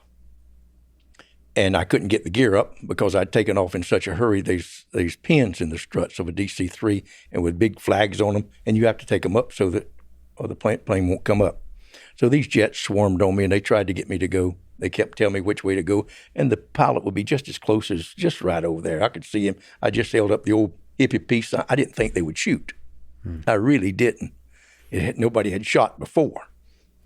So I kept flying out, and I kept getting slower and slower, and they kept slowing down, and the black smoke rolling. And then they started shooting up under me, boom, boom, boom, boom, with them 20 millimeter cannons, and the tracers just going up. They looked like they're curving up from me, and I pushed the nose over so they couldn't get under me. And later on, I heard they thought I tried to ram them. So one of them went for fuel, and I kept on going, and the one just tore the left wing tip up with the 50 caliber, and then he come back again and shot the tail up. He's warning me. And I tell the fellow in there, I says, if you bring me enough water, I believe I can fly this thing. My mouth got quite dry. So I went on, and I landed on a big pasture. And it was huge pasture, and it was rougher than it looked, and the wings just flapped, and I come to a stop and jumped out and pulled those tabs out and threw them on the ground so I could get my gear up. And I understand that during the 1980 World Series baseball game that it says American DC-3 has just been shot down by Colombian jets. It's the first plane shot down on Reagan's new war on drugs. But he's up and away, ladies and gentlemen. We'll keep you posted. So I took off again, and I went into a thunderstorm, and they came close to the mountains. So I spiraled up, and every time I'd come out, that jet was there, boom, boom, boom. Oh. And I'd go back into that storm, and it boom, boom, boom in there. And at 20,000 feet, I started icing up. So I went out one last time, and he was right there waiting. He had me on radar. So I went back in, and I kicked it over and put it into a spin and went straight down to 2,000 feet and come out under it. And I was flying along the Guaviare River. And it was 20 feet above the water. It looked like a pasture. It was just grass. And I made several runs to tear the grass down, and it looked like, and it felt hard. That old DC-3 weighs 30,000 pounds. And I put it down on the fifth run. I said, all right, Al, we're going to land now. And as you flew like close several times? I put the wheels down. Oh, you put the wheels down without landing. Miles, and just, so I'm making me a runway, So you're being tracked by a jet. He's going. Trying to before that, I'm just like retelling this story, how insane it is. So he's trying to shoot you down, and there's a thunderstorm that you're escaping into, and then you do a spin down to 2,000 feet, whatever you said, like somehow escaping all of this, and then you try to land on a pasture on a giant heavy plane that carries 3 tons. By touching down 5 or 6 times to make a landing strip for yourself. Yeah, the grass is 3 or 4 feet high. Okay. So it looked really good after a few times. So then just before it stopped, I said, Al, take your feet off the brakes. He said, I don't have my feet on the brakes. Well, I knew I had broken through the crust. Nice. And I put full power on, but it didn't. That old big plane just come on down, and it just did as it came to a stop, it did a headstand. 90 degrees to the ground. Oh, wow. And the engines held it up, and the nose and all just crushed in right on us. We fell between the 2 seats to keep from getting killed. Wow. And when it come to a stop, all that fuel was pouring out on those hot engines, and there's a escape hatch at the top. I just stepped out, took my suitcase with me.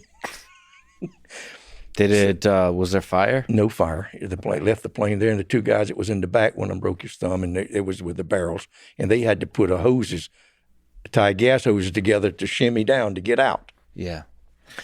So that's an incredible story.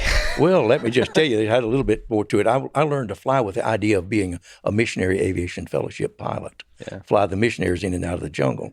Yes. Well, I went 11 days through that jungle. The rest of them went on down the road and went to prison.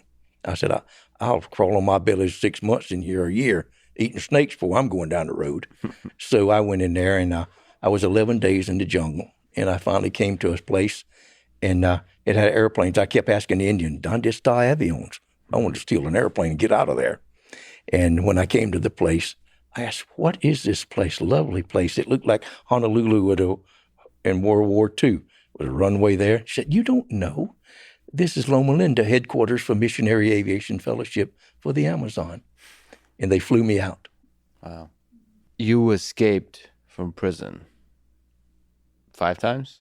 So what stands out to you as the most difficult or miraculous escape in the bunch?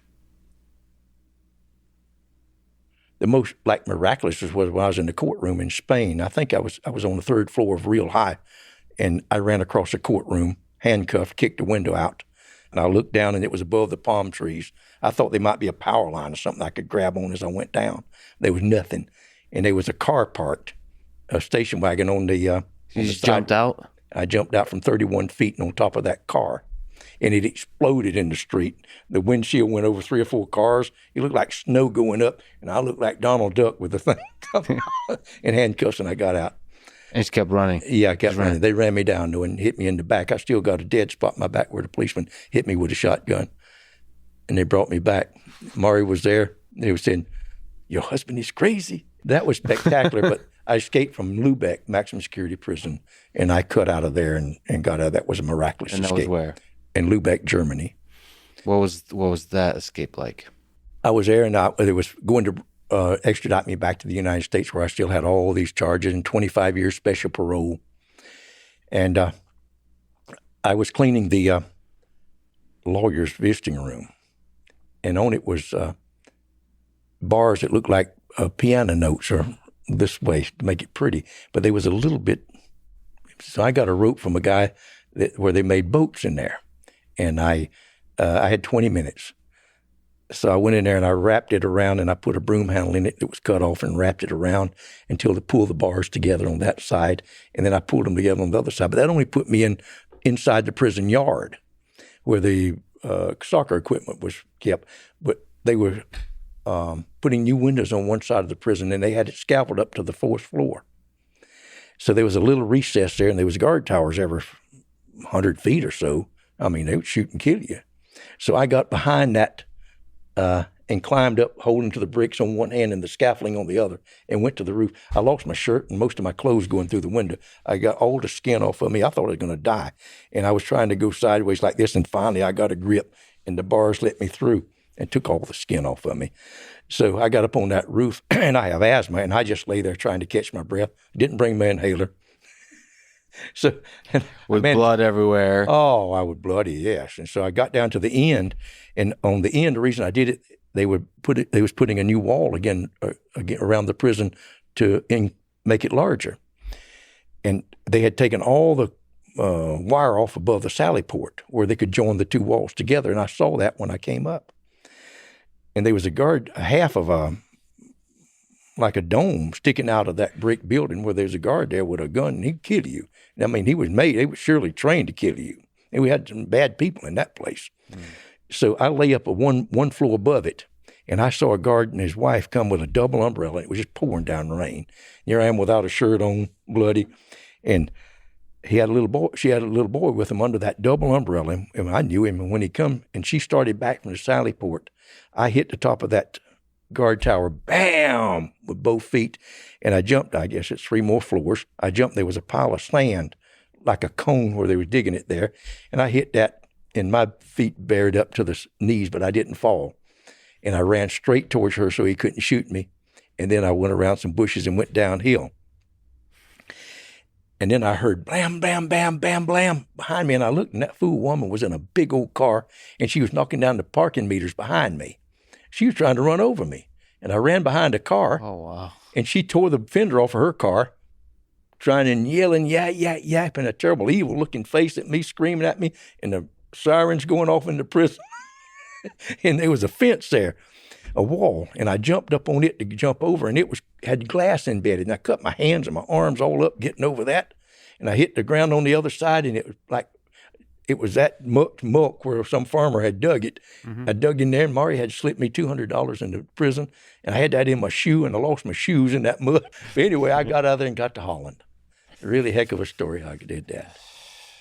What was prison like, whether it's Germany or whether it's Australia? What were some of the darker moments in prison? The United States prisons are awful, evil places now. Just really, there's nothing nice about them. There's the guards. In L.A.? And everyone I went to. It seemed like the further east, I went to Oklahoma, and it was nicer. But all of them on the West Coast, there was hatred there. And they got really stupid people hired, just incredibly. Oh, hatred by the guards. And the inmates. Like, I speak Spanish, and I walked into the Spanish TV room, and it was, Senor, no, you can't come in here. And I walked across to the black, hey, get out of here. White boy, it was just like, what? Man, I like all you people, you know? Yeah. And so I walked down to the white people and said, show us your paperwork. Right. You can't come in here until you show your paperwork. We don't let snitches and homosexuals and all this sort of stuff in here. So it's just like, man, I don't want to be in here. I mean, it sounds absurd, but you're saying like the basic humanity is gone. Completely. And the guards, it was just like, come here, Reaves. And I walk up to him, get the fuck out of my face. He sticks his chin out like for me to break his jaw. Yeah. Like, what in the world, man? I love people, and it's just... Yeah, you got this joy to you. Yeah. You have a joyful nature. And it didn't seem like that broke you. Not a bit. How did you persevere? Did you know, I didn't even think I persevered, but I try to enjoy my life wherever I am every day. I do. I ran every day, and like I told you, why do you run so, Roger? I said, to help me suffer these fools. And I played a game of chess every day, almost of my life in there. And I read 2 books a week. Mm-hmm. And I talk with people, storytellers, guys would come in and tell us another story, Roger. Give us a poem. Tell us one you never told us before. And so it was just nice. A lot of them Aboriginal boys, they picked their country music, and it was all right. Red, Morgan Freeman's character in The Shawshank Redemption, says the following: "These walls are funny. First you hate them, then you get used to them. Enough time passes, so you depend on them. That's institutionalized." Is there truth to that? 100%. I couldn't even see the walls, except whenever I was planning on escaping.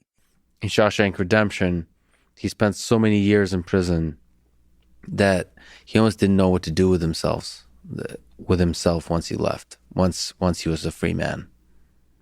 That's you get so used to the system, the rituals, having to follow orders, even being treated poorly, all those kinds of things, that you become dependent on it. Well, down in Australia, I spent the first a little over a year in the shoe.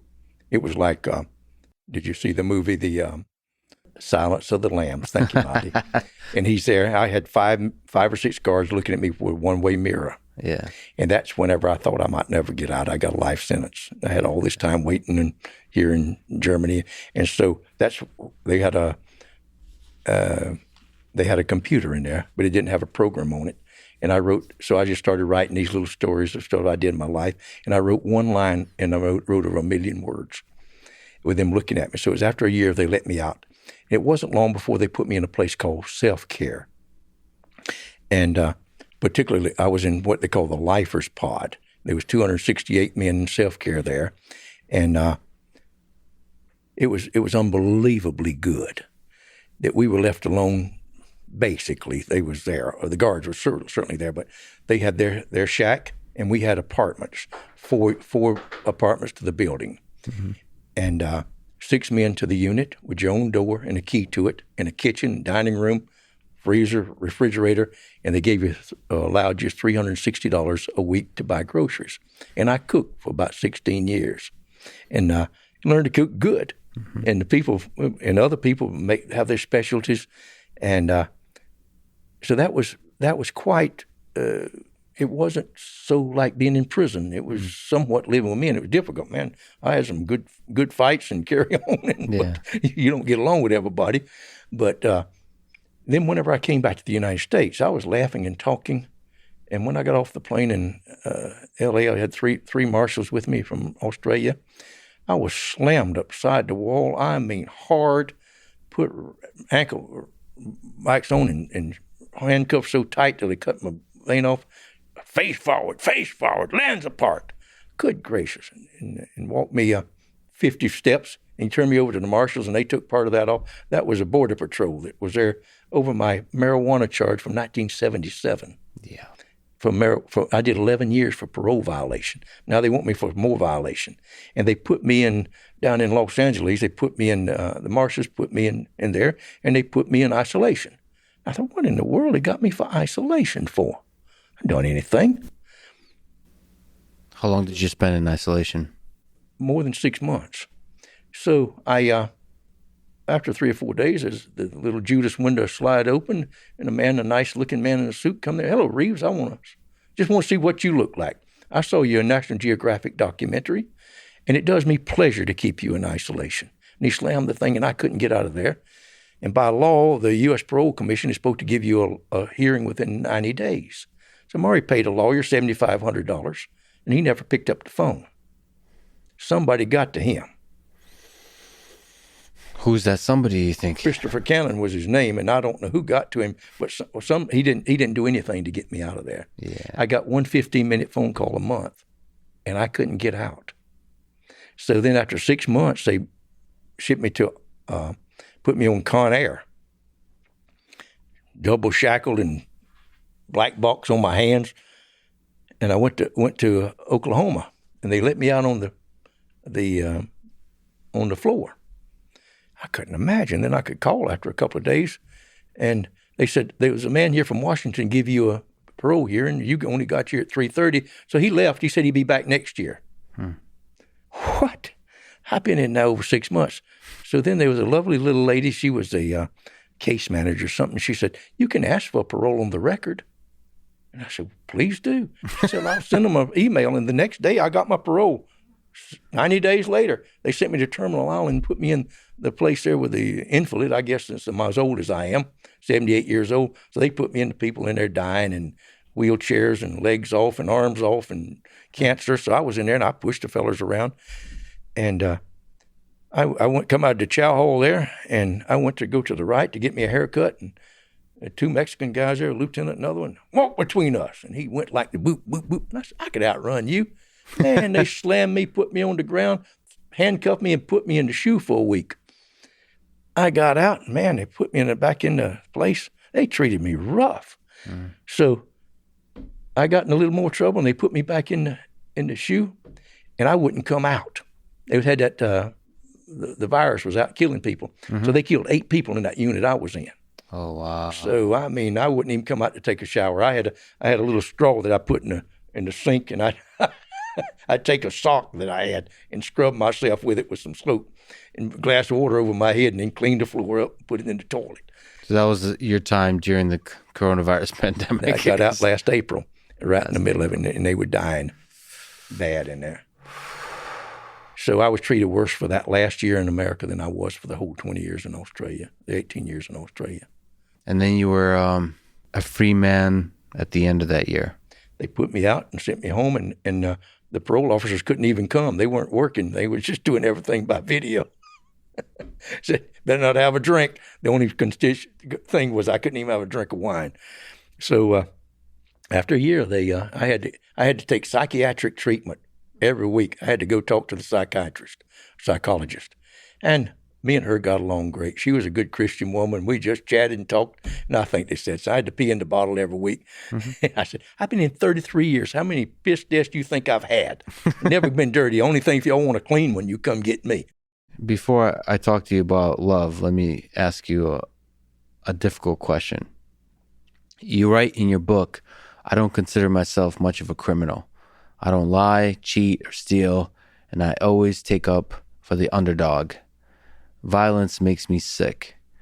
Yet I know I'm an outlaw, and those that break the law must be punished. I think many people listening to this, or some people listening to this, will see you as a criminal, as a bad man who increased the amount of suffering in this world. What do you have to say to them? I would like to tell them that they have been indoctrinated by the spin of news and politicians, and they don't know the truth of the situation. You lay the truth out there in an envelope and let me open it, besides something else that is false, and it's staggering. The truth is that I was a tobacco farmer, and tobacco kills 500,000 people a year in America, and 6 million have debilitating diseases because of it. Drugs, all drugs combined, kill between 10 and 15,000 people a year by overdose, and 60% of those are pharmaceutical. Now then, when I was a tobacco farmer, come sit on the front pew, Mr. Reaves. Come on up here. You're a gentleman. You just join the Masonic Lodge, and you join our church, and you just come on and sit down with the good people. You grow 2 marijuana plants. Get out of here, you scumbag. And the marijuana doesn't hurt anybody. It's just, that's the truth of it. And so, in your career, you walked amidst violence, but you never participated in the violence. I didn't even see it. Just didn't happen around me. In prison, it did. I sewed people up. They called me doc. I had dental floss, and one time I had to get a blade and try to help keep from my patient from getting again. But it was just like if I shot at those people, I shot at them to keep them from killing me. I certainly didn't mean to kill them. So that's just, some people are evil, and they will kill you and hurt you and lie to you. I just don't do any of that. It just makes you sick. I've seen it. When I was in the shoe, 3 guys tried to kill a guy, and they stabbed him so many times, but their stab went blinking, and the blood getting out of the room. And I said, you're going to kill him. You're going to kill him. And saved his life. Drug him up there where the guards could see him. there's stuff like that. I'm just not of that nature of those people. They're just evil. There's people born evil, I believe. Yeah.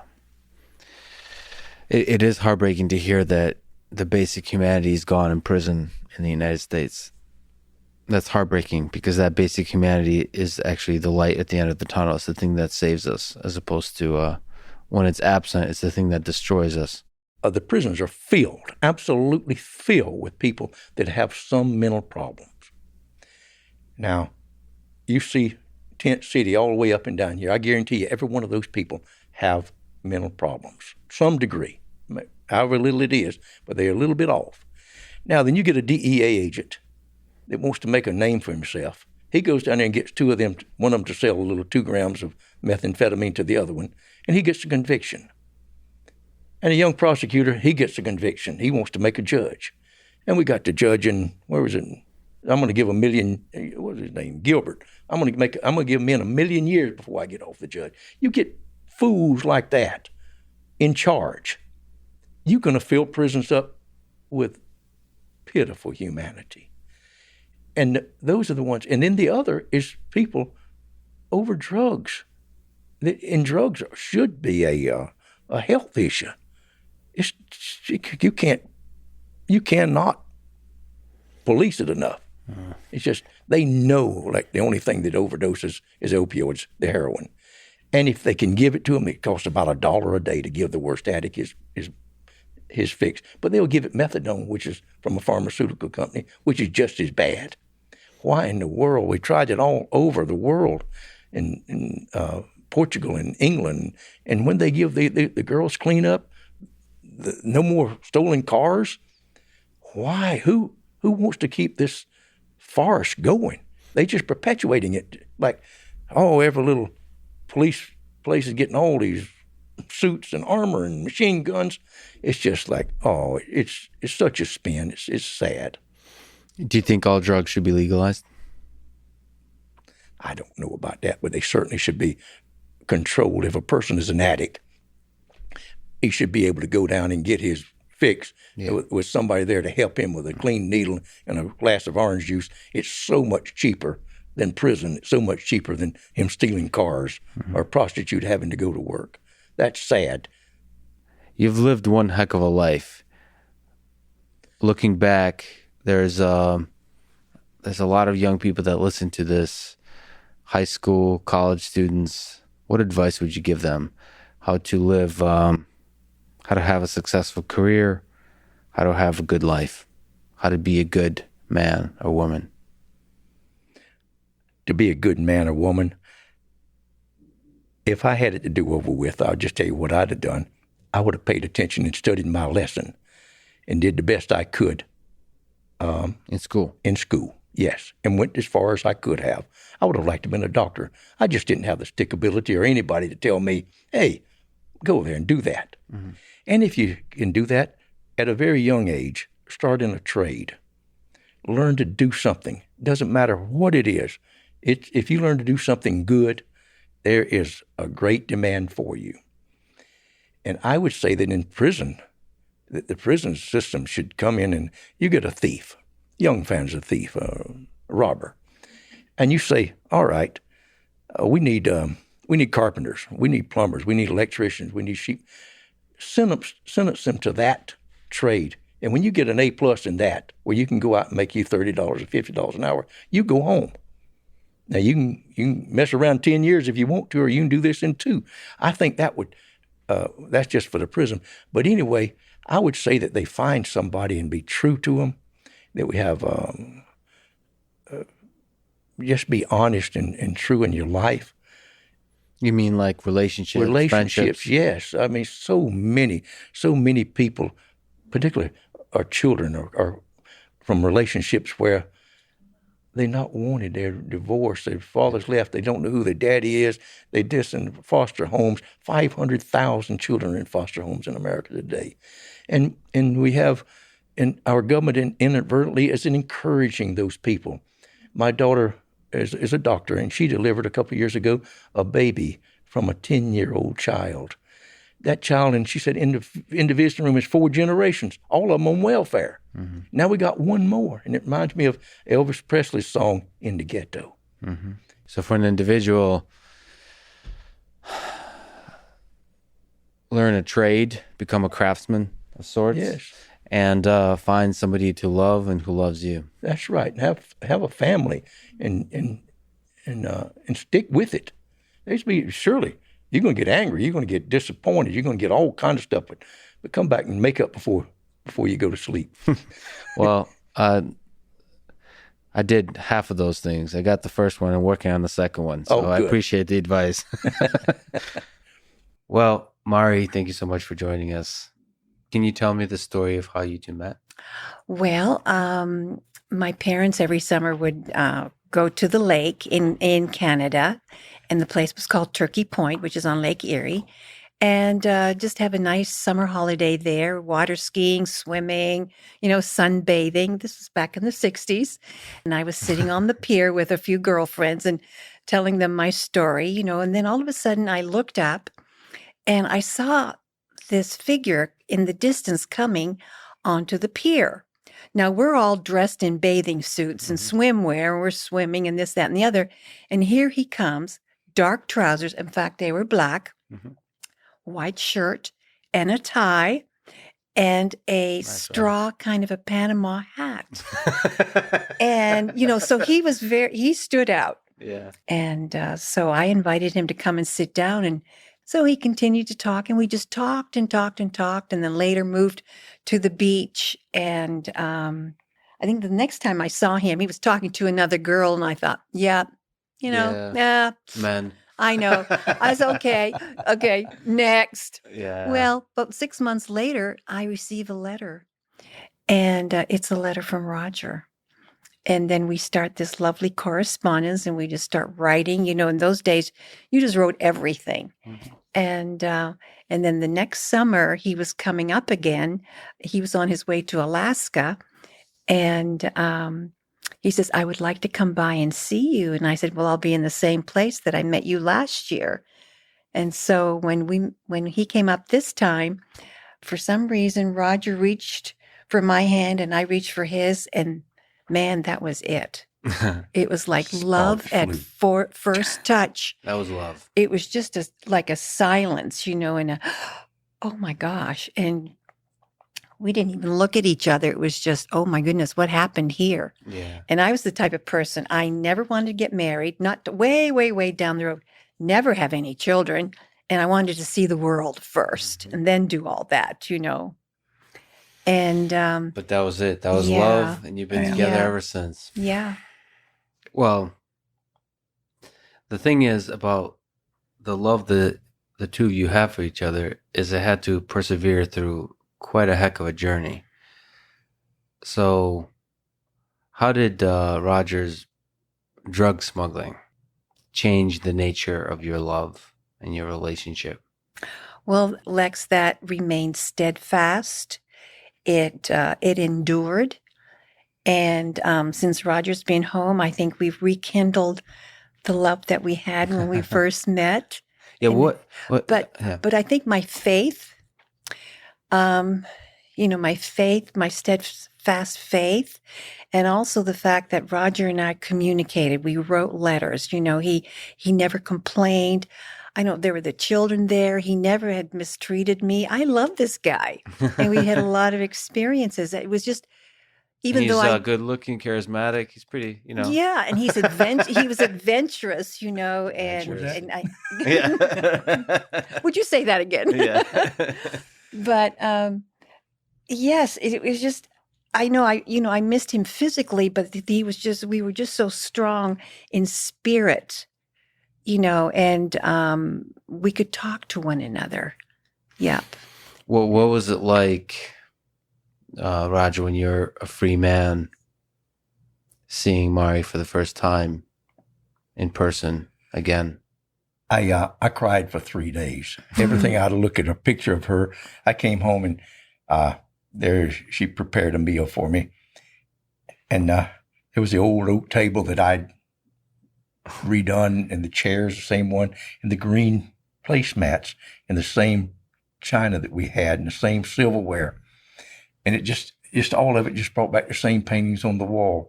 It was just like unbelievable. After 35 years, she had all my clothes cleaned and my shoes shining. And I put the shoes on and I walked out of them, the strings on and the soles came off.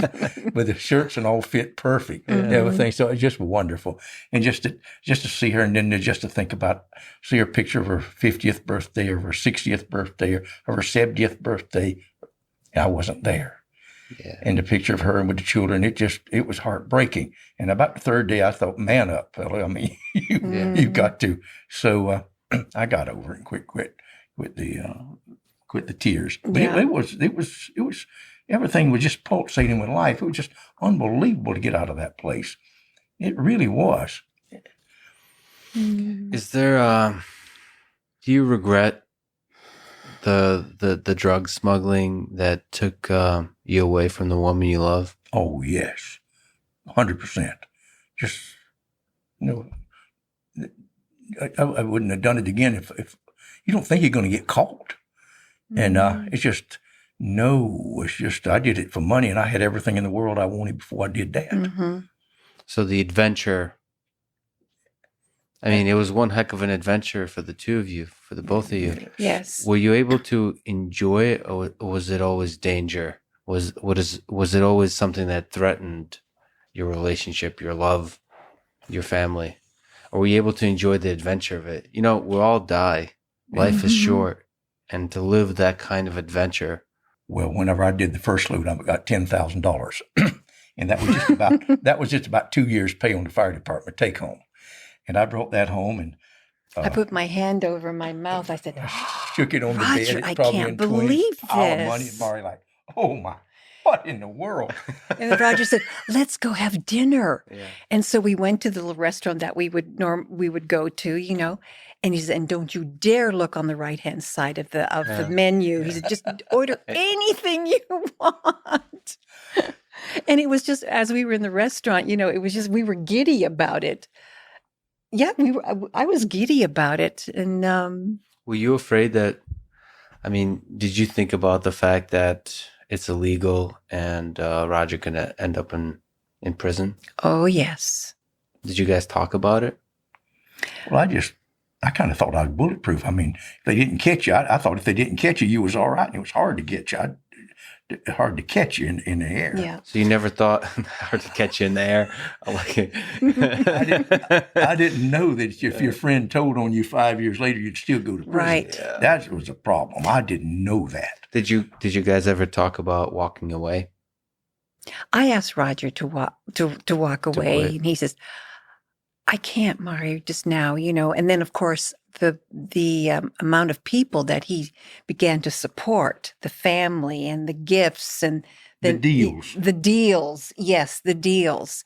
Big ones. Yes. And then you always wanted to, what do you do with the money? You know, so you want to, I guess you clean it up, or you want to invest in an enterprise or in a business.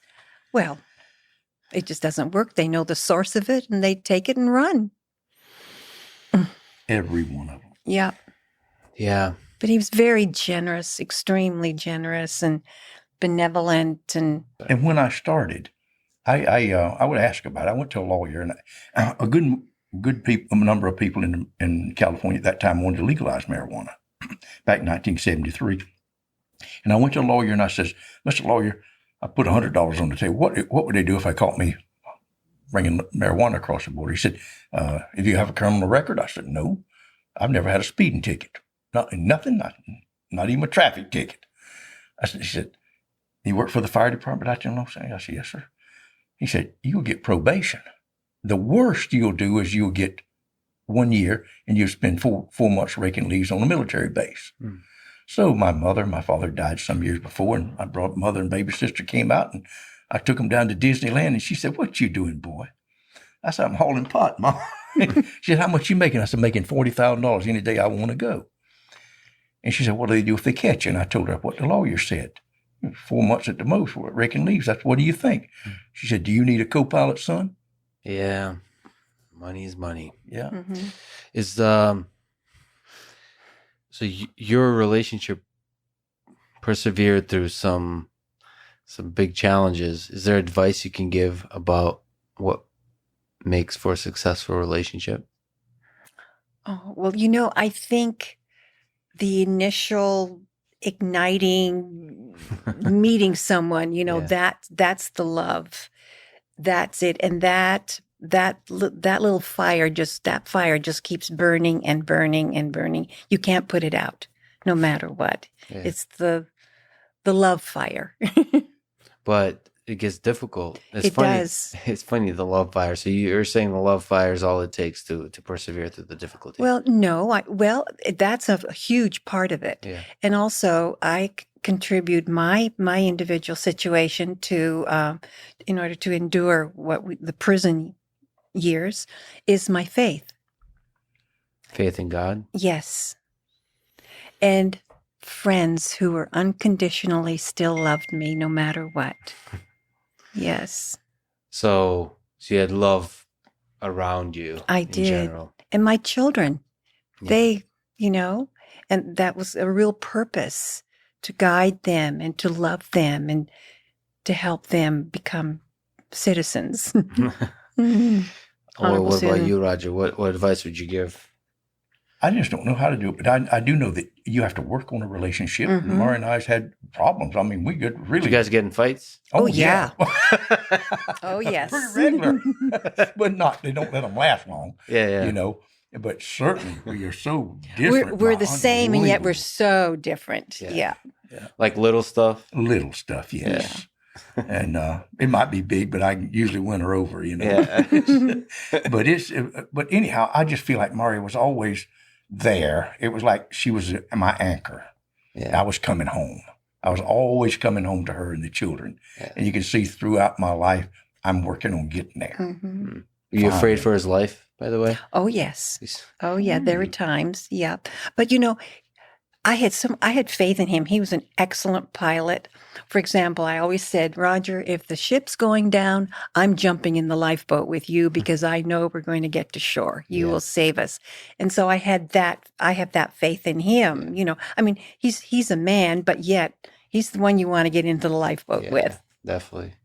But then there is, Pablo Escobar, one of the most dangerous Mhm. humans in history, plus the U.S. government. Yep. Worse by far.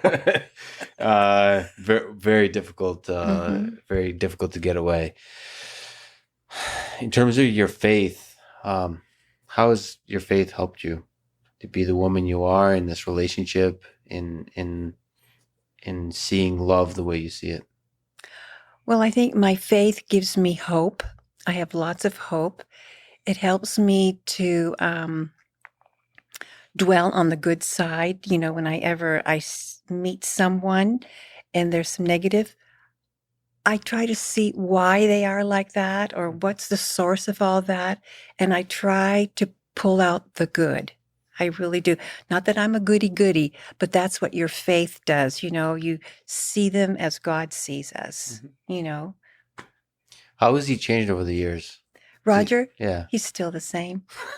Actually, I like him better now. He's a little calmer. Yeah, less crazy. Oh, yes. And happy to be, at home, or he'll say, Mari, I am just so happy to be with you here in this condominium. I'm content, because I used to call him my homing pigeon. I just have to let him fly. I couldn't, he has to fly, but he always came home.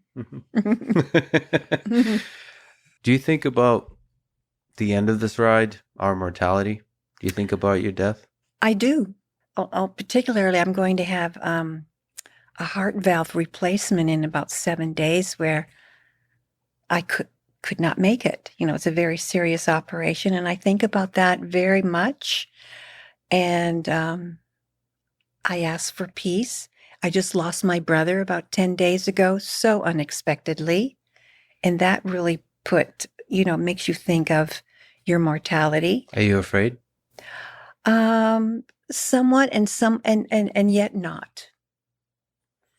Yeah. The parts I want that's- to live, Lex. I want to live, This life is fun. Yes. Do you think about your death, Roger?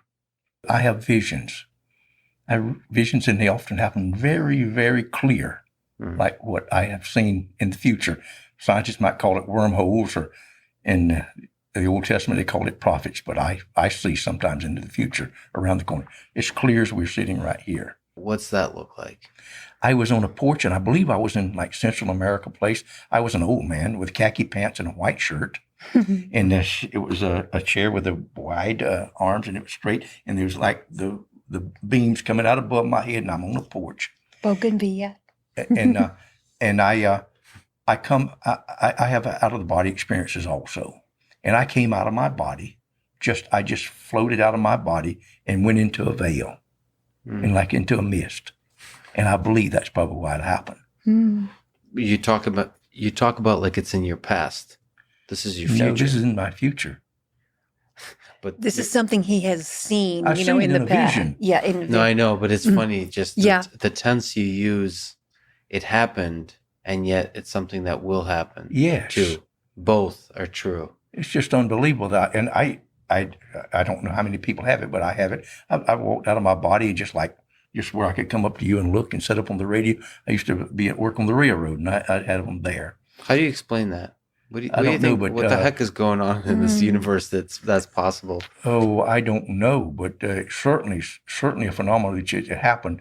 And there's a guy, Bill Monroe, that wrote the book on it, Out of the Body. He tells about it. And who was the guy that writes The Alchemist? Those Pablo Coelho. He has them also just like that. And he tells about how it happens on him. Mine happened differently. But you certainly can come out of your body. What do you think the meaning of this life is? Maybe from your faith, but also from just the amazing adventure that you lived through. How do you make sense of why the heck we're here? I don't know. It's just kind of like who you are. Even when I was a child, I was like, I'm different from other people. And just as a boy, I was like, I had a... Could you put into words how you were different, or was it just a feeling? Yeah, like my brother, he kept his hands clean and his shoes shine, and here I was barefooted catching a wild hog or wrestling a horse trying to get it down, I saw pictures of you climbing a tree recently. When I first got out of prison, always something like that. Yeah. It's just... So I don't know. It's just that, and I noticed that something about me is sometimes in prison there'd be a knife fight, and people you see them rough guys that turn white from it. I just kind of almost like smile. I mean, unless if they come at me, I turn white and get away. But it doesn't bother those things. That doesn't bother me. Prison didn't bother me. So you don't know what the heck the meaning is. You just know you're a bit different than the others. Yeah, it might be a little bit kooky.